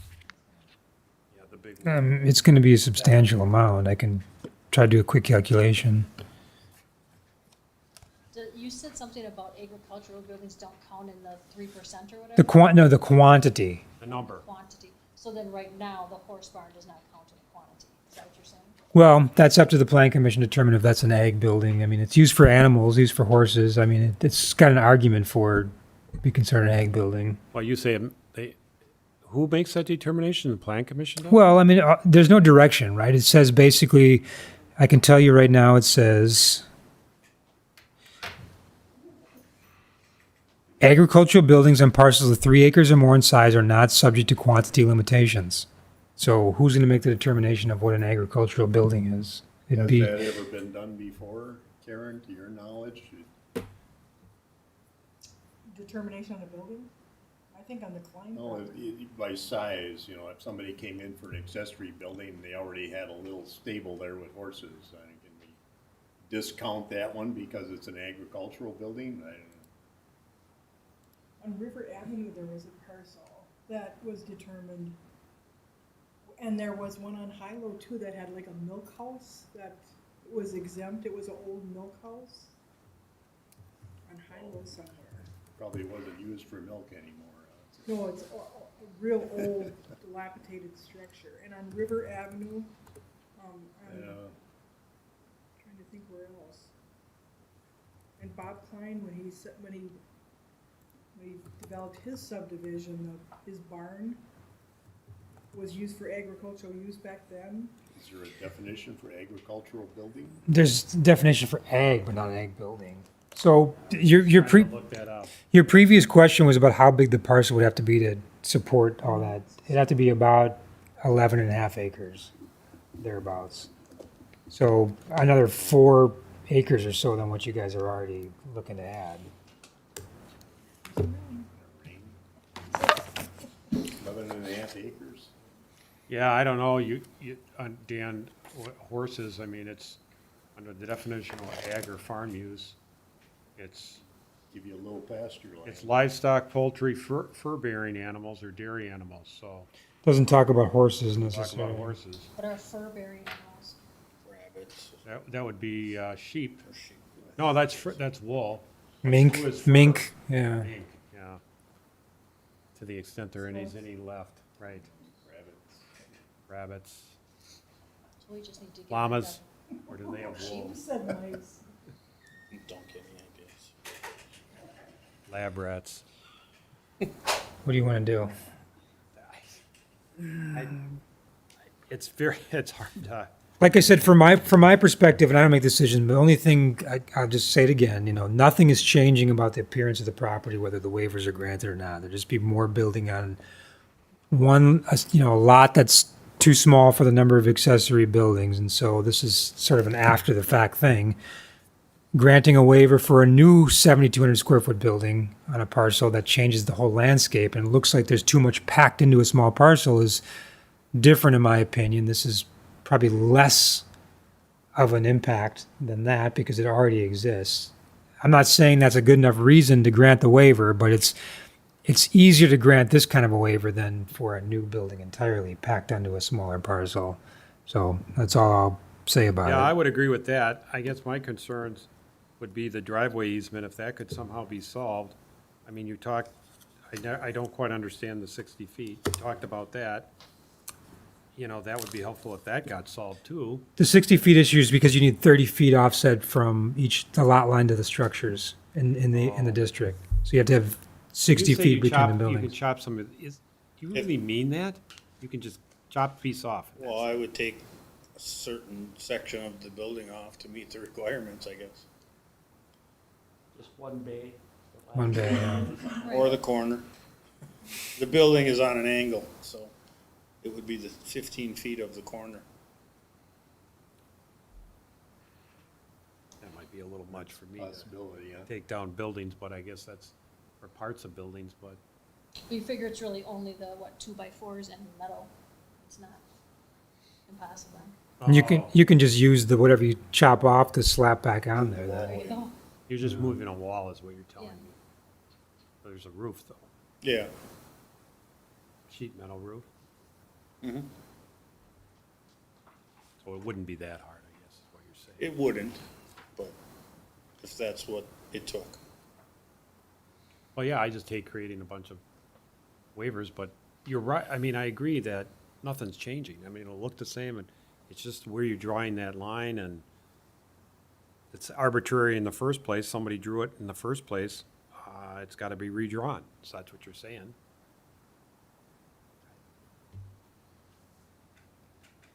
It'd help if you get rid of the driveways, but waivers, I suppose, and what the plan commission thinks, Jim and Dan, about granting a bunch of waivers. We could make them, I suppose, increase the size of your lot, make the to maybe reduce the size waiver, huh, Sean? Is that what you're saying? Yeah, like I said, it would take, it would take about 11 and a half acres to make them fully compliant. So, and they've got, this one's got, what they got, 7.5. 7.5, so they have to have about, To take 4 more acres off your dad's. right, that's fully compliant, but Weird looking now. Well, that's kind of the problem. but you're still gonna grant a waiver for the building in the front yard. That would still have to be, Right, no matter what, that's gotta be matter what. done. but You know, they're- that's not such a bad waiver to grant, is it? Because the building's already there. I don't know. Dan, you're smiling. it's in compliance now. It's in compliance now. What we're making it is in non-compliance Right, by moving the lot line. right. Right. That's the problem, isn't it? Right. Yeah. And when we complain about people in non-compliance and all the time, we're creating a problem. Of course, it was created I don't know who drew the first line. Was this done by CSM, or are we gonna make them do anything now by CSM? Is that the idea? This was done by CSM. It technically doesn't have to be done by CSM. They could, But it's always a good practice. it's always good practice, but So it was done originally by CSM? mhm.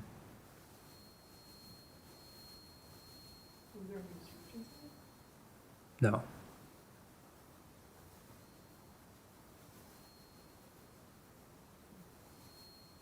Jim, you haven't heard? Well, I'm torn with the problem of making a problem out of it. But we're doing it, we could be doing it with the intent of granting the waivers to make it legit. The fact that we're not changing anything really physical, is kind of why I'm leaning toward being in favor of it. As presented or as modified, cutting a little piece of the Well, I mean, building that's just- and cutting the that's- driveway and, I think the driveway is probably the biggest thing out of there, That's my in issue. my mind. that's my, Shared driveways always are always. a problem. Is that driveway to your parents' house necessary?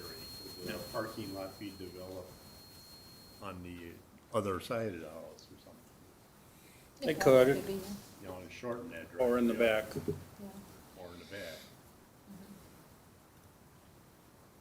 Is there a restriction of how far a driveway has to be to the lot line?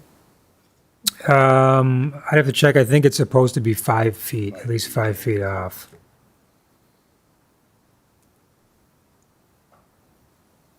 You know, they basically park on the south side of their house there, right? Mm-hmm.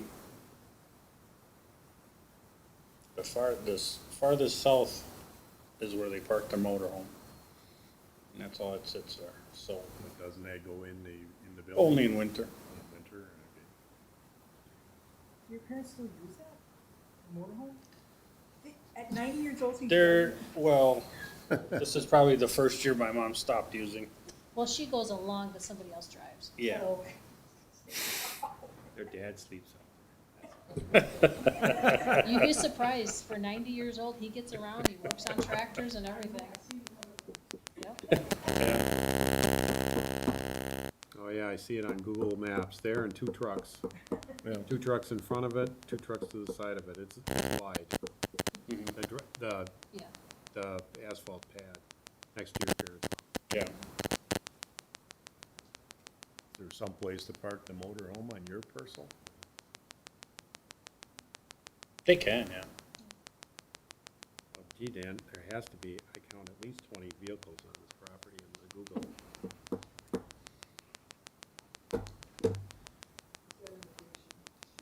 Trying to Yes. put them inside. Yes. We have some ordinance about that, don't we? They're all licensed. They're licensed and operating, then they're okay. Yep.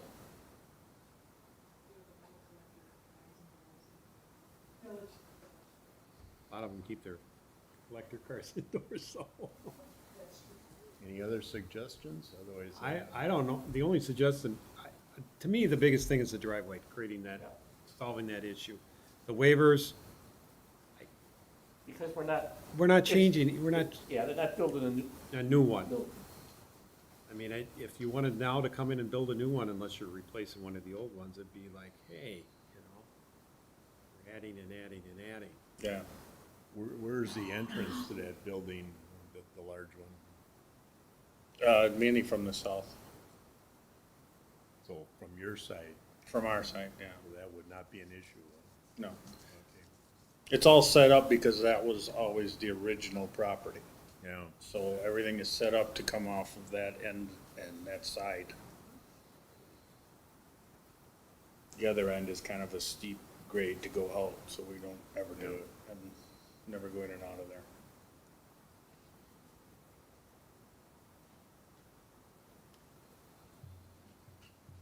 You've got some options, I guess. So it sounds like conceptually, you okay with the waivers, provided we can solve the driveway issue. Whether it's chopping some building off, driveway. We wouldn't fully approve the land transfer until that's solved. I think So that's you need to hire somebody, to provide a legal description for that transfer of land, and as part of that, we need to make sure it's, have to have a survey that shows distances, to make sure it's 30 feet from all structures and lot line, and then solving that driveway issue without it across the driveway. right.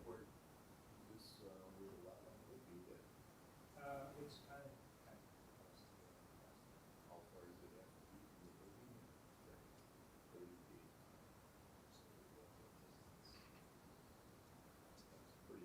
Pretty big area there for parking, right? Where? Parents.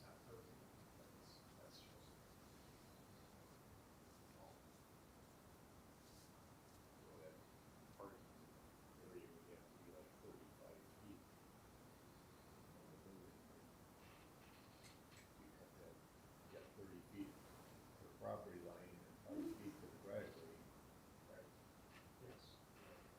So 35 feet from the end of the arena to the beginning of the driveway is what it should be. Yes. Okay. 35 To feet. make sure the lot line's 5 feet off the driveway. So does that make sense, so that they can cut some of the building off to make sure that it's 35 feet from the building to the next driveway, so that lot line can be 30 feet off the building. It's 5 feet. And keep the driveway and the pad there, the parking pad the same on the side of the Yeah, house? I'm gonna say want to remove some of that too, either would be fine. Oh, So we have whichever to is easy. remove one end or the other, is what you're saying. Yeah, the bottom line Or is that a little bit of each, I guess, the but yeah. lot, there can't be a driveway easement. The driveway's gotta be 5 feet off of the lot line. It has to be at least 30 feet from the structure to the lot line. So it sounds like if you meet those requirements, the rest of the waivers would be all be considered. So that's your direction. Okay. Okay. And get somebody to survey it. We need some kind of. Is that after that change is done, you survey it? Or No, before? we have, let's see a survey in conjunction with what you. Oh, okay. All kind of together, we have to see what the plans are. Okay. Approve this, but And you're gonna do it by meets and bounds, or are you gonna, by survey meets and bounds, or are you Well, they're already are you gonna doing- do a they're already doing CSM? survey for distances, it'd be nice on the survey to show what that new lot line is. Like, that'd be a Okay. legal description for it, anyways, it's property. Okay, so it would be by meets and bounds and not by CSM. You could have the surveyor drop a new CSM, right, John? Good, but that's not allowed. Okay, I'm just asking how, they want direction, I'm just. You could do a new CSM. What's a CSM? Certified survey map. Oh. These two parcels are created in the first place, they come from the boundary. Right, if you look at your existing survey, you'll see 2 lots on it, and one big piece of paper, and Mhm. it'll be lot 1 and lot 2. That's what your certified survey map is. So you'd just be taking that and redrawing the line. That would be one way to do it, or Sean says that's more work than, but surveyor's gotta get in there no matter what. Survey's gotta get in no matter what, to survey the new area that's gonna be added. Provide a description. Check to make sure the distances are, what we're talking about, 30 feet and how long. So there should be a map with this along with the description. What do you mean, a map to come back? Yeah, we could have to see the survey map showing. And we get a survey before coming back here for approval, or? Yes. Yes, you have to bring everything, so when you bring your survey back for approval to get the land transfer from the planning commission, you're also gonna have the driveway issue, or the building, that building has to be chopped off and come back. We can't approve that until you're able to meet all the setbacks. Right, because you're saying the two things we have to have before we come back is Okay. a survey map and 35 feet from the end of a building to the beginning of the driveway or end of the driveway.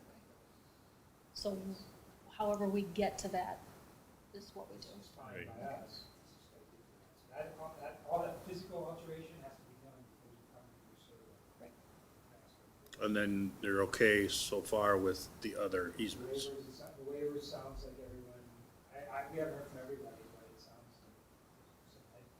like. Well, because I don't want to cut the building or driveway Oh, up. yeah. Well, that's right. If you're gonna say no, So the so. board, what does the board members feel about the waivers? Or this discussion generally, the direction it's headed? Three, trustee? Do they have to approve the waivers, don't they? Not the waiver, but they found approval on the land. Yeah, the land transfer, right. And But all- that's gonna, all tied up. that's, right, that's, if I'm just a board member approving the land transfer, I would say, well, we're gonna create all these waivers, maybe I don't approve it because I don't like the waivers, right? It's all tied. Yeah, it's all tied together. Yeah, I guess maybe you should let us know that before we cut a building. That's why I'm trying to pull the But again, board it's members. still only informal approval, you're not actually taking action to waive. Right, It's just conceptual. conceptual. It, We gave them some it good, sounds like it's doable, but you gotta go through some hoops. Yeah. Right. Okay. okay? And you Good? guys are We okay good? with that? Okay, Okay, Okay. sounds good. thanks. Thank you.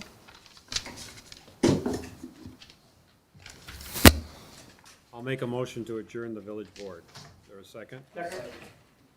All in favor? Opposed? Motion carries. Make a motion to approve the July 14th, 2021 Planning Commission meeting minutes. Abstain? Oh, yeah, you were gone. All I in, second it. all in favor? Aye. That motion carries. I'll make a motion to adjourn the Plan Commission. Second? All in favor? Aye. Aye. Motion carries. Adjourn board, adjourn Plan Commission.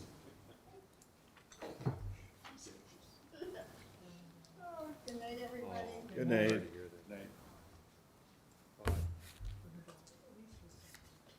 I was just gonna say, at least, she was, when you're down to that, it's